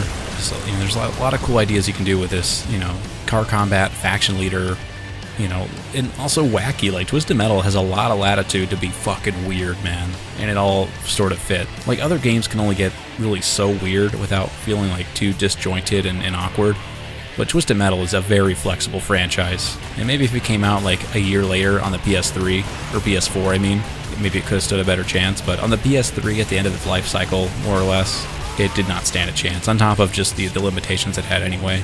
But it would be nice to see a Twisted Metal game, sort of get the time and resources it really deserved, and the attention. Like, I feel like it just, nothing really ever, like, lined up perfectly for this franchise. Like, when the series had money and had talent, they didn't have time. Or if they had money and time, they didn't have talent. And that was Watkins Harbor, as I talked through it all with no gameplay commentary whatsoever. Onto the race, what we all came here to see, the best part of Twisted Metal, the racing. And you may be asking yourself, how is it possible to have an ice cream truck as slow as Sweet Tooth get anywhere close to the winner's circle of a race? But we shall see, even though being stuck in the middle of the pack is just so obnoxious, because like Darkseid you saw there was just like stuck on my car, pushing me into the wall, like their mass somehow overriding mine. I couldn't shove them out of the way. But for me, the only way to really get past this would be to take out Crimson Fury and Kamikaze, because those guys are the fastest guys. And I don't know if... Did Kamikaze get stuck somewhere, or what? Very strange. But I need to gather as many homing weapons as I can. I need my Mega Guns. And then on the long straight of the bridge is going to be my chance to take out Crimson Fury. So thankfully he has not a lot of armor. And so as long as I can just get this jump correctly... Oh, fuck me. Okay, that was bad. Yeah, this might be a lost run.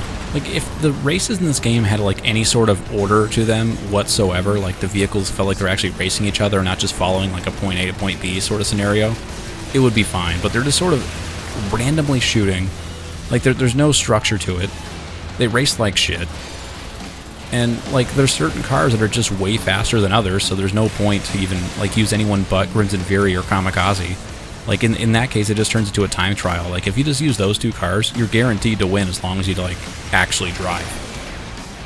I'm only using Sweet Tooth for, like, the purposes of this video, but I know it's possible, it's just a pain in the ass. Because all I have to do, really, is just stay somewhat close to Crimson Fury until we get to the bridge and just fucking start blasting. But, like, the fact that, like, Kamikaze is, like, struggling to keep up with... No, fuck. Dude, oh my god, don't fucking freeze me during a race, dude. That's so obnoxious. Okay, well, looks like I gotta take out Kamikaze. And then hopefully I can just take out Crimson Fury. Crimson Fury, I think, has put too much distance between him and I, so I am stuck. My only hope is that he either crashes, or... God damn it. He crashes, or I can sort of catch him as he's like sort of lapping the town. But he is just so goddamn fast. Oh, he crashed. Okay, great. So there's that.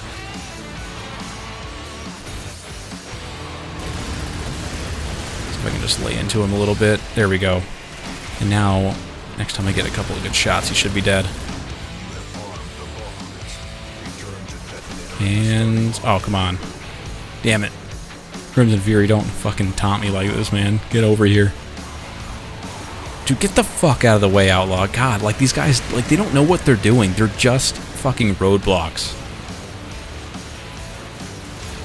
Like, I don't know a more frustrating thing in a game where you're getting, like, sort of obstructed by something that has no idea what it's doing. Like, if you get beat by an opponent that's, like, outsmarting you or whatever, like, okay, fine. Like, at least there's a strategy around it. But when it's beating you because it's just fucking slapstick bullshit, like, there's nothing fun about that. Because, like, there's no really way around it, because it's just random chaos. I'm just rear firing everything I have at Kamikaze. You cannot do anything about it, can he? Or Roadkill. I think it's Roadkill, actually. Yeah, fuck that guy indeed. So actually, there's a chance that they might actually beat me. Simply because... Well, maybe not. Okay. I thought, because like normally the remote bomb and like shove you has like a knockback effect, but it didn't do anything to me, so I think we're A-okay. All I have to do is just not crash in these last couple of corners, and I should be okay.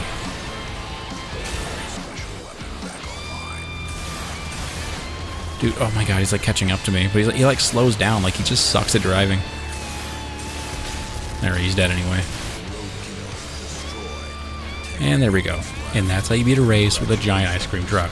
And now for the boss battle of Sweet Tooth's Journey, the Brothers Grimm, which is easily, and it's not even close, the best boss battle in the game. And it's not a very high bar to clear, but it's actually pretty solid. I'd say it's somewhere around the middle to like upper part of the franchise. It's against two giant monster trucks, one of which bearing the name of Hammerhead, a very important staple of this franchise, the iconic Hammerhead. Of course, he's not playable in this game. God damn it, dude. Like, I hate trying to get up into the fucking stairs. I'm trying to drive a car up the stairs. Give me a fucking second, dude. There we go. Get the Mega Guns. Go through, like, the 7 different fucking, like, elevation levels of this special. Just lay into him with my Mega Guns. There we go. Just fucking annihilating your health. God, the Mega Guns are so good in this game. But this boss battle, I mean, maybe it's the difficulty I'm playing on, but it's just such a, I don't know, like, it's just nothing, almost. Like, the fact that I can just sort of, like, shove myself into, like, the fray of 2 giant monster truck bosses, and I'm still, like, mostly full health. Like, that's insane. That should not happen. Like, these guys do just almost no damage. Like, the most that they can do to affect you, really, is just, like, they stomp down on the ground and push your car up in the air. Like occasionally, and even then, like, you just jump over it. Like, it's just, I don't know, it's a nothing burger of a boss fight. But it's cool. It's like at least traditional car combat versus like Iron Maiden and the Carnival of Carnage, which are fucking dog shit. But I'm not even like focusing on a single one at this point. I'm just shooting whoever's there to be shot. Fuck you, Hammerhead. Of course you shield. Coward. 98 damage to the fucking blood missile's crazy. I like his special. It just takes so much effort to like get the most out of it because you have to charge it up 3 different levels. And there we go, the first one down.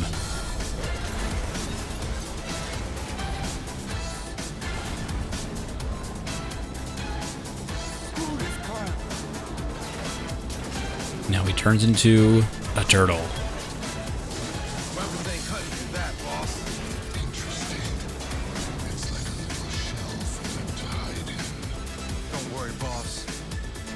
Great camera work. He was like fucking pointed at a wall. A very convenient hole in his belly. I have to shove my gunner into it and see what happens. Like, I'm almost like 100% convinced that the reason why you're forced to use Roadkill for this battle is because they just didn't have enough time or energy or resources or whatever to... What am I stuck on? What the fuck is going on? Oh, he's just shoving me around. Like, I was hoping to, like, sort of, like, go underneath him, but... What the fuck? Okay, what? How did he get over there? What the hell's going on, man? It's a glitchy-ass fucking boss fight. Like, they couldn't, like, animate the gunner for any other vehicle except for this one. And so, like, yeah, just use it. But thematically speaking, it is... it works for me. Like, Roadkill usually is... What the fuck? What the fuck is going on, dude? At least I went under him that time. Like, Roadkill is normally driven by, like, Marcus Kane, who is the alter ego of Sweet Tooth, so, like, thematically speaking, it makes sense. But I would have liked to have maintained Sweet Tooth for this boss battle. Like, if you wanted to sort of like role play as like a normal tournament and say, hey, Sweet Tooth, you're going to drive your own ice cream truck the entire time. You cannot.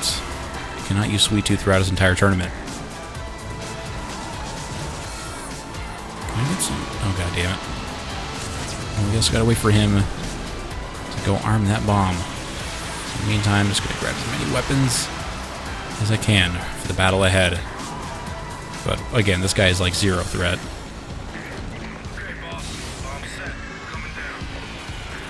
It's like this game just could not figure out balancing. Either it's like super cheap and stupid, or it's a complete pushover.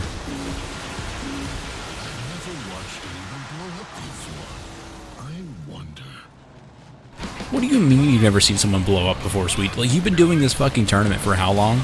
You've never seen somebody blow up, even though you do it like dozens of times every tournament?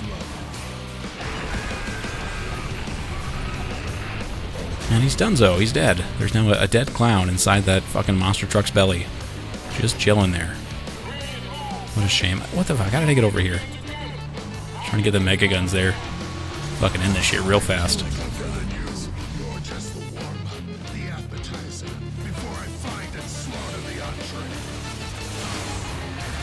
Sort of like how these guys sort of banter back and forth as well. They don't really add much to it, but still fun.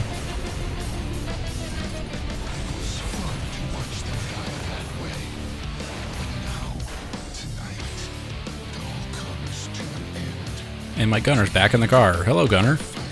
Good to see you came back after your accident. And there you have it. That is every Twisted Metal game as Sweet Tooth, all the way up to Twisted Metal 2012. Ton of fun to play. A lot of fun to experience every game once again. Seeing how the series evolved from one game to another, how Sweet Tooth evolved with it. He's definitely had a lot of different shapes, a lot of different forms, but so has the series. Who wears his face? And thank you so much for watching. I hope you enjoyed. Make sure to leave a like and comment below about what you think about this character, about this series, about this video. If you have something nice to say it. If not, well, keep it to yourself. Anyways, have a nice day. Sup, baby? You're on some real dope king shit, real talk. Sometimes the heaviest things we lift are not the weights, but our feelings. Keep your head up, king. Your crown is falling.